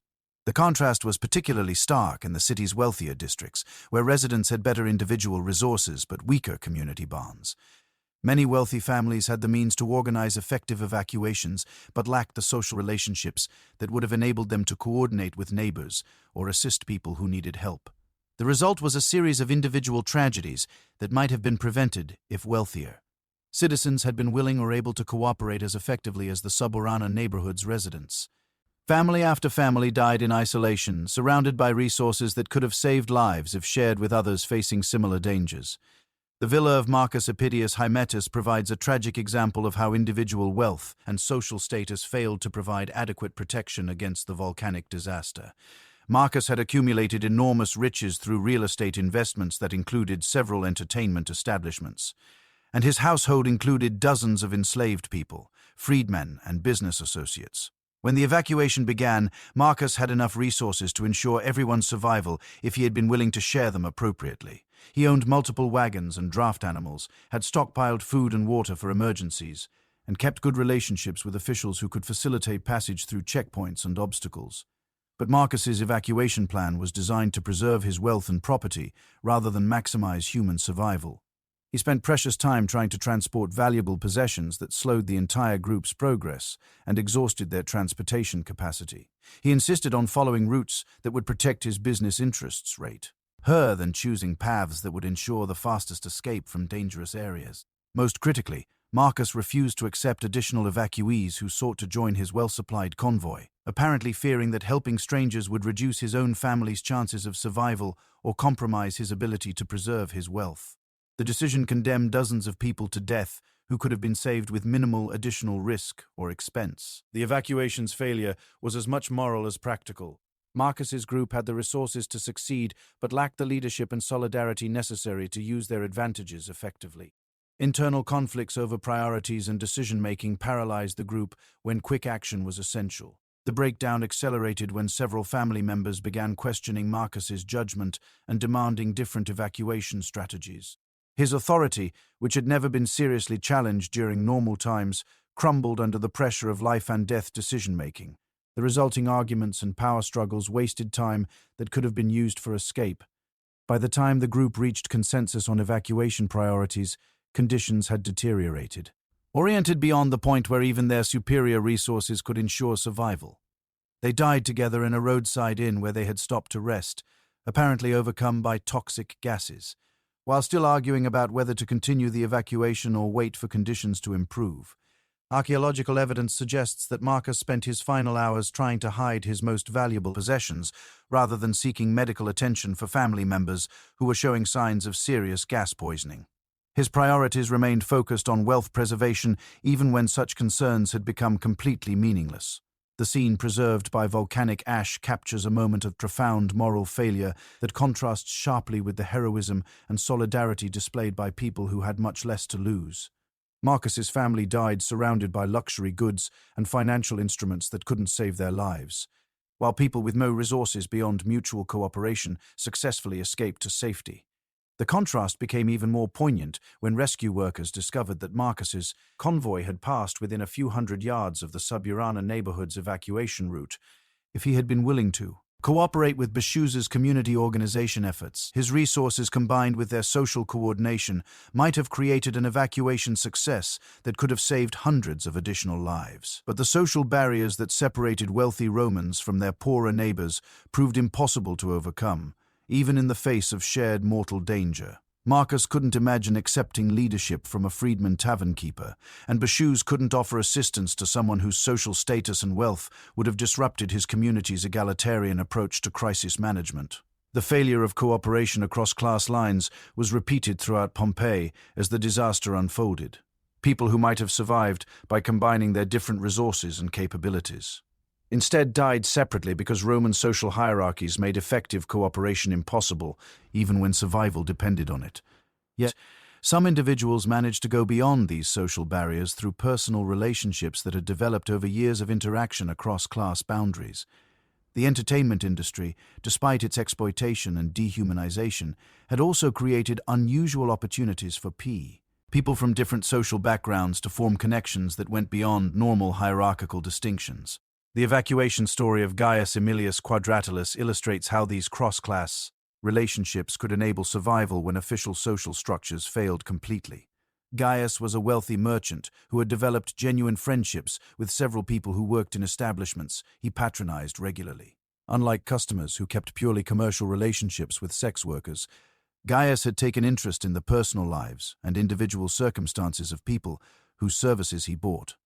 He had learned their real names rather than just their professional identities, had inquired about their families and backgrounds, and had occasionally provided assistance with problems that went beyond their business transactions. When the evacuation began, Gaius didn't just flee with his immediate family and household enslaved people. He also sought out several of the workers whose friendship he valued, offering them places in his evacuation convoy despite the additional risks and expenses this created. The offer was complicated by the fact that some of these individuals were ally bound to other owners who hadn't given permission for their departure. Gaius's decision to help them escape could have been interpreted as theft of valuable property with severe legal consequences if he survived the disaster and was later prosecuted. But Gaius chose to prioritize personal relationships over legal technicalities, reasoning that the volcanic emergency created moral obligations that superseded normal property rights. His evacuation convoy included not just his own family and enslaved people, but also several sex workers, their children, and even some of their friends and relatives who had no previous connection to Gaius. The expanded group created logistical challenges that probably reduced everyone's chances of individual survival. More people meant slower travel, greater consumption of supplies, and increased likelihood of conflicts that could destroy group cohesion. But it also created a more diverse set of skills and knowledge that proved valuable when the convoy encountered unexpected obstacles. The sex workers' familiarity with Pompeii's back streets and unofficial gathering places enabled the group to avoid checkpoints and dangerous areas that would have delayed or stopped a more conventional evacuation route. Their experience with managing difficult and potentially violent clients proved invaluable when the convoy encountered desperate people who tried to steal supplies or force their way into the group. Most importantly, their networks of relationships throughout the entertainment district provided access to information about conditions and escape routes that wasn't available through official channels. Workers in different establishments had kept communication systems that enabled rapid sharing of information about which areas were safest and which evacuation routes were most likely to succeed. Gaius's convoy benefited from this underground information network in ways that enabled their successful escape when many wealthier and better-equipped groups failed to reach safety. The social connections he had developed through years of patronizing entertainment establishments provided practical advantages that his wealth and official status couldn't duplicate.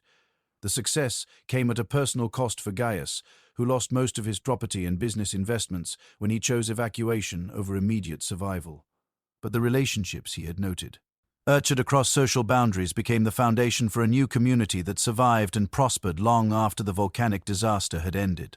The convoy's success enabled 23 people to escape Pompeii alive, including several who started businesses in neighboring cities using skills and connections they had developed in the entertainment trade. Their survival stories became part of a broader pattern of social transformation that emerged from the disaster's aftermath. But not every cross-class relationship proved strong enough to survive the ultimate test of shared mortal danger. The volcanic crisis revealed which connections were based on genuine mutual respect and which were simply convenient commercial arrangements that dissolved when circumstances changed. Marcus Helconius Priscus had kept what appeared to be close relationships with several women who worked in high-end establishments throughout the city. He was a regular client who paid generously, treated workers with apparent kindness, and even provided financial assistance when they faced personal emergencies. But when the evacuation began, Marcus's true priorities became clear. Despite his resources and previous expressions of affection, he made no effort to include any of his favorite companions in his escape plans. The relationships that had seemed meaningful during normal times were revealed as purely transactional, arrangements that he abandoned without hesitation when helping others might compromise his own survival. His betrayal was particularly cruel in the case of Livia Drusilla, a courtesan who had genuinely believed their relationship went beyond commercial boundaries. Marcus had written her love letters, had promised to help secure her freedom, and had even discussed the possibility of a future together after she left the sex trade. But Livia's attempts to contact Marcus during the evacuation were ignored, and she learned about his departure only after his convoy had already left the city. The abandonment forced her to find alternative escape routes without the resources or connections that Marcus could have provided. Livia eventually joined a group of other abandoned workers who had been similarly betrayed by clients who had promised protection and assistance. Their shared experiences of deception and abandonment created bonds that proved more reliable than the relationships they had lost. The group's collective escape was more difficult and dangerous than individual evacuations would have been, but it also created genuine solidarity based on mutual dependence rather than economic exchange. The women looked out for each other, shared resources without expectation of repayment, and made decisions collectively rather than following the commands of male patrons or owners. Their success in reaching safety and rebuilding their lives demonstrated that authentic relationships based on equality and mutual respect could emerge even from the most exploitative circumstances. The disaster had stripped away the illusions and false promises that had hidden the true nature of their previous relationships, but it had also revealed their capacity for genuine friendship and cooperation. Livia's story was repeated throughout Pompeii as the crisis separated authentic relationships from convenient arrangements that had masqueraded as something deeper. The volcanic emergency created a test that revealed which connections were strong enough to survive when keeping them required real sacrifice. The test was particularly severe for relationships that crossed the boundaries between free citizens and enslaved people, since Roman law provided no protection for enslaved people who might be abandoned by their owners during emergencies. The legal system assumed that owners would act in their enslaved people's best interests, but the volcanic crisis revealed how often this assumption was false. In the villa owned by Aulus Vettius Firmus, the evacuation exposed fundamental contradictions in relationships that had appeared stable and mutually beneficial during normal times. Aulus had accumulated significant wealth through investments in various entertainment businesses, and he kept a household that included both traditional domestic enslaved people and several women who served as companions and hostesses for his business entertaining. The women occupied an unusual position in the household hierarchy, neither fully enslaved nor completely free, but bound to Aulus through complex arrangements that combined personal affection, economic dependence, and legal obligation. During normal times, this ambiguous status had provided them with more comfort and autonomy than most enslaved people enjoyed, while still ensuring their availability for Aulus's personal and business needs. Boo! The volcanic emergency forced everyone to choose between competing loyalties and conflicting obligations. Aulus faced pressure from his family to evacuate quickly with only essential personnel, while the women in his household expected him to honor the promises of protection and care that had been part of their original arrangements. The crisis intensified when Aulus realized that including all of his dependents in the evacuation would require resources and create delays that might endanger his own survival. The women were not legally free to leave on their own, but helping them escape would consume transportation capacity and supplies that might be needed for family members and more valuable enslaved people. His initial response was to attempt a compromise that satisfied no one and endangered everyone. He offered to help some of the women evacuate while leaving others behind, creating resentment and fear among all members of the household. The partial assistance was insufficient to ensure anyone's survival while being costly enough to compromise the evacuation's overall success. The women faced an equally difficult choice between accepting Aulus's inadequate protection and attempting pinging independent escapes that would violate their legal obligations and might result in severe punishment if they survived the disaster. Their decision to remain loyal to their original arrangements rather than seeking alternative protection probably cost several of them their lives. Archaeological evidence suggests that most of Aulus's household died together in the villa's basement, apparently having decided to wait out the disaster rather than risking dangerous evacuation attempts. The decision was both tragic and understandable, since their intermediate legal status made it difficult to join other evacuation groups, while their dependence on Aulus made independent survival nearly impossible. Their deaths illustrated how the complex social relationships that characterized Pompeii's entertainment industry could become death traps when crisis demanded clear choices about priorities and loyalties. The ambiguous arrangements that had provided some protection during normal times became sources of confusion and paralysis when survival required decisive action. But other relationships proved more resilient when tested by ultimate crisis. Throughout the city, genuine bonds of affection and mutual respect enabled people to go beyond legal and economic constraints that might otherwise have prevented cooperation during emergencies. The household of Lucius Caecilius Iucundus provides a remarkable example of how authentic relationships could overcome even the most restrictive social boundaries. Lucius was a banker and real estate investor who had accumulated substantial wealth partly through investments in entertainment establishments. But he had also developed genuine personal connections with many people throughout the industry. Unlike other wealthy Romans who kept strict boundaries between their business and personal relationships, Lucius had integrated several former sex workers into his household as trusted advisors and companions. Their knowledge of the entertainment industry proved valuable for his business investments, but their relationships had evolved beyond purely commercial arrangements into something resembling family connections. When the evacuation began, Lucius never considered abandoning any member of his extended household.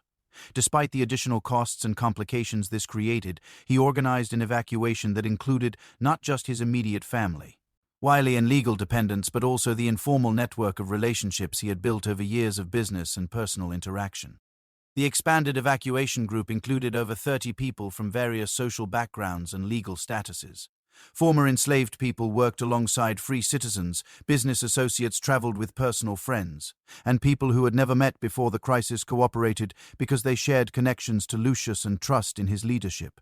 The group's diversity proved to be an advantage rather than a liability during the dangerous journey to safety. Different individuals contributed specialized knowledge and skills that enabled the convoy to navigate obstacles and avoid dangers that might have stopped a more homogeneous group. Former sex workers provided information about unofficial routes and safe houses that enabled the group to avoid dangerous areas and official checkpoints that might have delayed their escape. Business associates contributed financial resources and connections with officials who could facilitate passage through controlled areas. Family members provided emotional support and kept group morale during the most difficult parts of the journey. Most importantly, the genuine relationships that connected group members created solidarity and mutual commitment It sustained collective effort even when individual survival instincts urged people to leave the group and flee alone. The evacuation succeeded because everyone involved believed they were protecting people they genuinely cared about rather than simply following orders or pursuing individual advantage. Lucius's convoy successfully reached safety with all 30 members surviving the initial evacuation. Several died in the following weeks from complications related to gas inhalation and physical exhaustion, but most recovered and eventually started new lives in cities throughout the region. The survivors kept their relationships long after the immediate crisis had passed, creating new communities that preserved the cooperative values and mutual support systems they had developed during their escape from Pompeii. Their success became a model for other refugee groups trying to rebuild their lives after losing everything in the volcanic destruction. But Lucius's story also highlighted how unusual such inclusive and egalitarian approaches were in Roman society. Most wealthy citizens lacked the social connections and moral imagination necessary to organize evacuations that went beyond traditional hierarchical boundaries, even when cooperation might have improved everyone's chances of survival. The failure of cross-class cooperation was particularly tragic because it prevented the combination of resources and knowledge that might have saved many more lives. Wealthy Romans had money, transportation, and official connections that could have facilitated large-scale evacuations, while people from the entertainment industry had street knowledge, social networks, and practical survival skills that were equally valuable. But the social barriers that separated these groups during normal times proved impossible to overcome, even when survival depended on cooperation. The rigid hierarchies that governed daily life in Pompeii became death sentences when they prevented effective coordination during the volcanic emergency. The broader pattern extended beyond individual relationships to entire neighborhoods and districts that might have survived if they had been able to coordinate their evacuation efforts effectively. The harbor district had the transportation infrastructure necessary for large-scale evacuations, while residential areas had the population density that could have provided labor for rescue efforts. But the different districts operated according to separate social and economic systems that made coordination nearly impossible, even during emergencies. Harbor workers had different social networks and evacuation priorities than residential communities, while entertainment district residents faced legal and social constraints that prevented them from seeking help from more respectable neighborhoods. The result was a series of separate and often competing evacuation efforts that duplicated some functions while leaving other essential needs completely unmet. Resources that could have been shared effectively were instead wasted on parallel efforts that served overlapping populations while ignoring people who fell outside any organized rescue attempt. The failure of citywide coordination was partly due to the collapse of official authority as government officials fled or became overwhelmed by the scale of the disaster. But it also reflected the fundamental social divisions that had always characterized Pompeii, divisions that persisted, even when they became obstacles to collective survival. The entertainment industry's marginalization within Roman society meant that its residents and workers were excluded from mainstream evacuation planning and emergency response systems. They were forced to rely on their own resources and informal networks while being denied access to official assistance that might have improved their chances of survival. Yet this marginalization also created advantages that proved valuable during the crisis. People who had always operated outside official systems had developed alternative networks and survival skills that were more flexible and responsive than bureaucratic emergency procedures. The informal information networks that connected different establishments enabled rapid communication about evacuation routes and dangerous areas. The social relationships that crossed legal and economic boundaries provided access to postal resources and assistance that wouldn't have been available through official channels. Most importantly, the experience of navigating hostile social environments had taught entertainment industry workers to cooperate with each other and adapt quickly to changing circumstances. Numbers.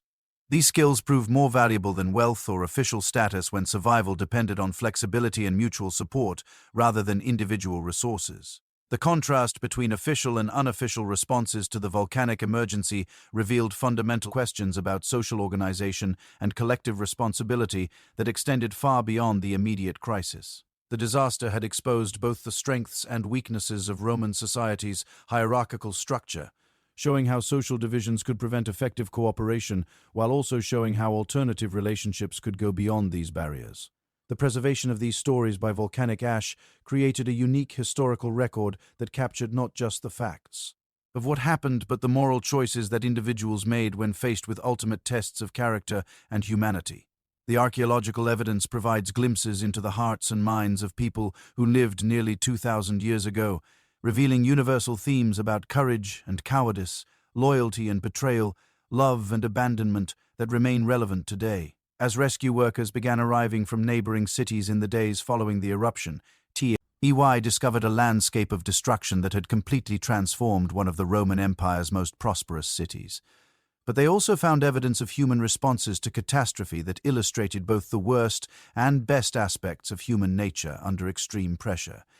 The bodies preserved in volcanic ash told stories of individual choices that had determined who lived and who died during those final hours. Some scenes captured moments of heroic sacrifice and mutual care that affirmed the highest human values. Others revealed selfishness and cruelty that showed how quickly civilized behavior could collapse when survival was at stake. The rescue workers themselves came from communities throughout the region, many of whom had economic and social connections to Pompeii's entertainment industry. Their responses to what they found revealed contemporary attitudes about the moral worth of different categories of victims and the social obligations that survived even devastating natural disasters. Some rescue efforts focused exclusively on recovering the bodies and possessions of wealthy and prominent citizens, treating the deaths of enslaved people and sex workers as less significant, losses that didn't merit the same attention and resources. But other rescuers approached their work with more egalitarian values, recognizing that all victims deserve dignity and respect, regardless of their social status or occupation. The different approaches to rescue and recovery work reflected broader debates within Roman society about human worth and social responsibility that the volcanic disaster had brought into sharp focus. The preservation of Pompeii created a permanent monument to these moral questions that would continue challenging future generations long after the immediate crisis had been forgotten. But the most lasting impact of the volcanic destruction wasn't the physical damage to buildings and infrastructure, but the social transformation that emerged from the breakdown of normal hierarchies and relationships. The disaster had created opportunities for new forms of cooperation and community that might not have been possible under normal circumstances. The refugee communities that formed in neighboring cities often preserved the egalitarian values and mutual support systems that had enabled survival during the evacuation crisis. Former enslaved people and free citizens, Isans who had escaped together, kept their cooperative relationships, creating new social arrangements that challenged traditional Roman assumptions about proper hierarchies and social boundaries. The entertainment industry workers who survived often used their experiences and skills to start legitimate businesses that provided alternatives to direct participation in sex work. The networks of relationships and mutual assistance that had developed during the crisis became foundations for new economic and social communities that offered greater autonomy and security than the exploitation they had escaped. But the transformation also came at enormous human cost that shouldn't be minimized or romanticized. Thousands of people had died, many after experiencing terror and suffering that was preserved in heartbreaking detail by the volcanic ash. The stories of heroism and cooperation that emerged from the disaster were meaningful precisely because they represented human dignity maintained despite circumstances that might have excused its abandonment. The preservation of these stories became both a memorial to the dead and a challenge to the living. The volcanic ash had created a permanent record of how people responded when their civilization's fundamental assumptions about power, status, and human worth were tested by ultimate crisis. The brothels of ancient Pompeii were more than just historical curiosities or examples of ancient vice. They were integral parts of a complex social and economic system that revealed both possibilities and limits of human relationships under conditions of systematic inequality and exploitation. The volcanic destruction that ended this world also preserved it for future generations to study and learn from. The stories that emerge from those final hours continue to challenge us to examine our own assumptions about human dignity, social responsibility, and the moral obligations that connect us to each other, even across boundaries of law, custom, and economic interest. As we continue to uncover and interpret the evidence that Vesuvius preserved, we're not just studying ancient history, but facing questions about human nature and social organization that remain as relevant today as they were 2,000 years ago. The voices that speak to us from beneath the volcanic ash remind us that the fundamental challenges of creating just and humane societies are not new, and that the choices individuals make in moments of crisis continue to shape the world long after those moments have passed. The lessons learned from Pompeii's final hours extended far beyond the immediate aftermath of the volcanic destruction. As news of the catastrophe spread throughout the Roman Empire, it sparked conversations and debates that would influence how future generations understood the relationship between individual morality and social systems. The Emperor Titus, who ruled Rome at the time of the eruption, faced immediate pressure to provide relief for survivors and begin reconstruction efforts. But the disaster also created political opportunities that revealed how even natural catastrophes could be manipulated for advantage by those in power. Titus initially approached the relief efforts with apparent generosity, providing imperial funds for refugee assistance and promising to rebuild the destroyed cities. But the implementation of these policies revealed the same social hierarchies that had governed life in Pompeii before the eruption. Compensation for losses was distributed according to social status rather than actual need. Wealthy property. Owners received substantial payments that often exceeded their actual losses, while enslaved people and freedmen who had lost everything received minimal assistance or none at all. The relief system essentially recreated the inequalities that had characterized the original society. Marcus Flavius Aper, a senator who had kept business interests in Pompeii's entertainment district, received imperial compensation that enabled him to rebuild his investments in other cities throughout the region. His new establishments operated according to the same exploitative principles as his original properties, showing how the disaster's lessons about human dignity had been quickly forgotten in favor of profitable business as usual. But Aper's success came at the cost of ignoring the moral challenges that the volcanic crisis had revealed. His new businesses attracted workers who were refugees from Pompeii, people whose survival had depended on the very cooperation and mutual support that his establishments now sought to exploit for profit. The contradiction created tensions that eventually undermined Aper's business model. Workers who had learned to rely on each other for survival during the evacuation. Eurasian crises were less willing to accept the isolation and competition that characterized traditional sex work arrangements. They formed informal networks that provided mutual protection and support, reducing their vulnerability to exploitation by owners like Aper. The networks operated through shared housing arrangements, collective bargaining for better working conditions, and mutual assistance funds that provided support during illness or other emergencies. These innovations represented a direct challenge to the industry's traditional structure, which depended on keeping workers isolated and dependent on their owners. Aper's response was to attempt more sophisticated forms of control that addressed workers' collective organizing while keeping his profitable exploitation. He offered slightly better working conditions and higher pay in exchange for contracts. That prevented workers from leaving or organizing with colleagues from other establishments.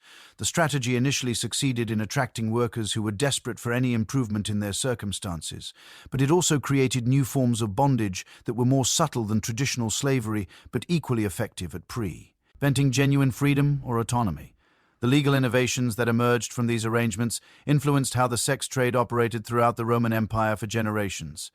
The Pompeii disaster had created a refugee population that needed work, and entrepreneurs like Aper developed new methods of exploitation that appeared more humane while actually being more sophisticated forms of control. Yet, the disaster had also created alternative models that challenged the industry's fundamental assumptions about how such businesses should operate.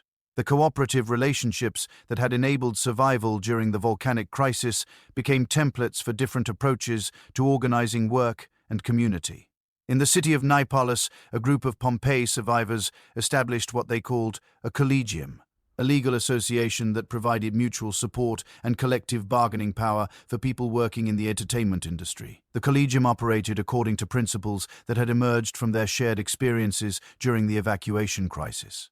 Members contributed to a common fund that provided assistance during emergencies, supported colleagues who were ill or injured, and even sought the freedom of enslaved people who wanted to join the association. The collegium also negotiated collectively with establishment owners for better working conditions and fair treatment. Claudia Titicus, one of the collegium's founding members, had survived the Pompeii evacuation as part of the Suburana neighborhood's collective effort. Her experiences during that crisis had taught her that cooperation and mutual support were more valuable than individual competition for survival and success. Under Claudia's leadership, the collegium developed innovative approaches to the entertainment industry that challenged its traditional exploitation while acknowledging the economic realities that made complete transformation difficult. Members worked in various establishments throughout the city but kept their collective identity and mutual obligations. The collegium provided training in alternative skills that enabled members to transition out of direct sex work into related businesses like tavern management, cosmetics production, and entertainment organizing. These transitions were supported by the collective resources and networks, making escape from exploitation more achievable than individual efforts alone could accomplish. But the collegium also faced constant pressure from establishment owners who saw collective organizing as a threat to their business models. Legal challenges, economic boycotts, and even physical intimidation were used to discourage workers from joining or supporting the association. The conflicts revealed how deeply the traditional system depended on workers' isolation and vulnerability. When people had alternatives and mutual support, they were less willing to accept exploitative conditions, forcing owners to either improve their practices or find new sources of vulnerable workers. The struggle between collective organizing and individual exploitation became a defining characteristic of the entertainment industry throughout the region.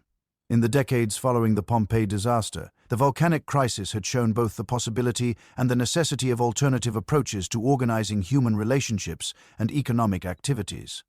Similar innovations emerged in other cities where Pompeii refugees had settled.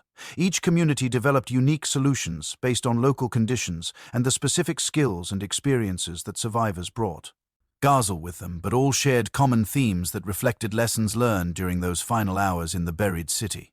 The emphasis on mutual support and collective decision-making challenged Roman assumptions about natural hierarchies and individual competition. The recognition that cooperation could be more effective than exploitation suggested alternative approaches to organizing society that went beyond the entertainment industry to influence broader economic and social relationships. In Salinum, former gladiator Marcus Decidius Axius used his survival experience to establish a training school that taught combat skills alongside cooperative organizing principles. The school attracted students who wanted to learn fighting techniques but also wanted to be part of a community that valued mutual support over individual domination. Marcus had survived the Pompeii evacuation by helping coordinate rescue efforts in the entertainment district. His military training had provided practical skills for managing dangerous situations, but his moral education had come from watching how people responded when their lives depended on cooperation rather than competition. The training school reference Reflected these dual influences, teaching students to be effective fighters while also emphasizing the importance of protecting others and working collectively towards shared goals. Graduates often went on to work as bodyguards and security personnel, but they kept connections to the school and continued supporting its cooperative principles. The school's success attracted attention from throughout the region as other communities sought similar approaches to training and education that combined practical skills with moral development. Marcus's model influenced how gladiatorial schools operated for generations, introducing cooperative elements into an institution that had traditionally emphasized individual competition and domination.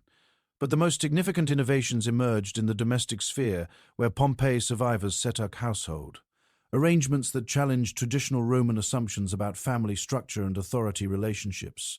The disaster had created artificial families composed of people who had survived together, but had no previous blood or legal connections. These survival families often kept their relationships long after the immediate crisis had passed, adding to new forms of kinship that were based on shared experience and mutual choice rather than birth or legal obligation. The arrangements provided emotional support and economic cooperation that enabled people to rebuild their lives more successfully than individual efforts might have accomplished. Livia Marcella had survived the Pompeii evacuation as part of a group that included her former colleagues, several clients who had helped with the rescue, and strangers who had joined their convoy during the dangerous journey to safety. After reaching Neapolis, the group chose to remain together rather than scattering to pursue individual opportunities. Their shared household included people from vastly different social backgrounds who might never have interacted under normal circumstances. Former enslaved people lived alongside free citizens. Women worked as equals with men, and decisions were made collectively rather than according to traditional hierarchical authority. The arrangement was legally complex because Roman law didn't recognize such artificial kinship relationships, but the group developed informal agreements and mutual obligations that functioned effectively even without Official sanction. Property was held collectively. Income was shared according to need and contribution, and major decisions required consensus among all adult members. The household's success attracted both admiration and suspicion from neighbors who weren't sure how to categorize relationships that didn't fit established social patterns. Some saw the arrangement as a dangerous challenge to proper family structure, while others recognized it as an innovative solution to problems that traditional institutions couldn't address adequately. The children who grew up in these artificial families developed different attitudes about authority, cooperation, and social relationships than their peers who were raised in conventional households. They were more comfortable with diversity, more skilled at collective decision-making, and more committed to mutual support and shared responsibility. These generational differences became more pronounced over time as the children reached adulthood and began starting their own families and communities. Many chose to replicate the cooperative principles they had learned, creating a gradual transformation in social relationships that extended far beyond tea. The immediate survivors of the Pompeii disaster. The changes were most visible in how the second generation approached work and business relationships. Young adults who had grown up in cooperative households were more likely to form partnerships and collective enterprises, rather than pursuing individual competition and domination. The stories preserved beneath Pompeii's ash remind us that behind every historical statistic were real people making impossible choices under unimaginable pressure. Their final hours revealed both humanity's capacity for breathtaking cruelty and its potential for extraordinary compassion. These aren't just ancient tales, but timeless questions about how we treat society's most vulnerable when everything else falls away.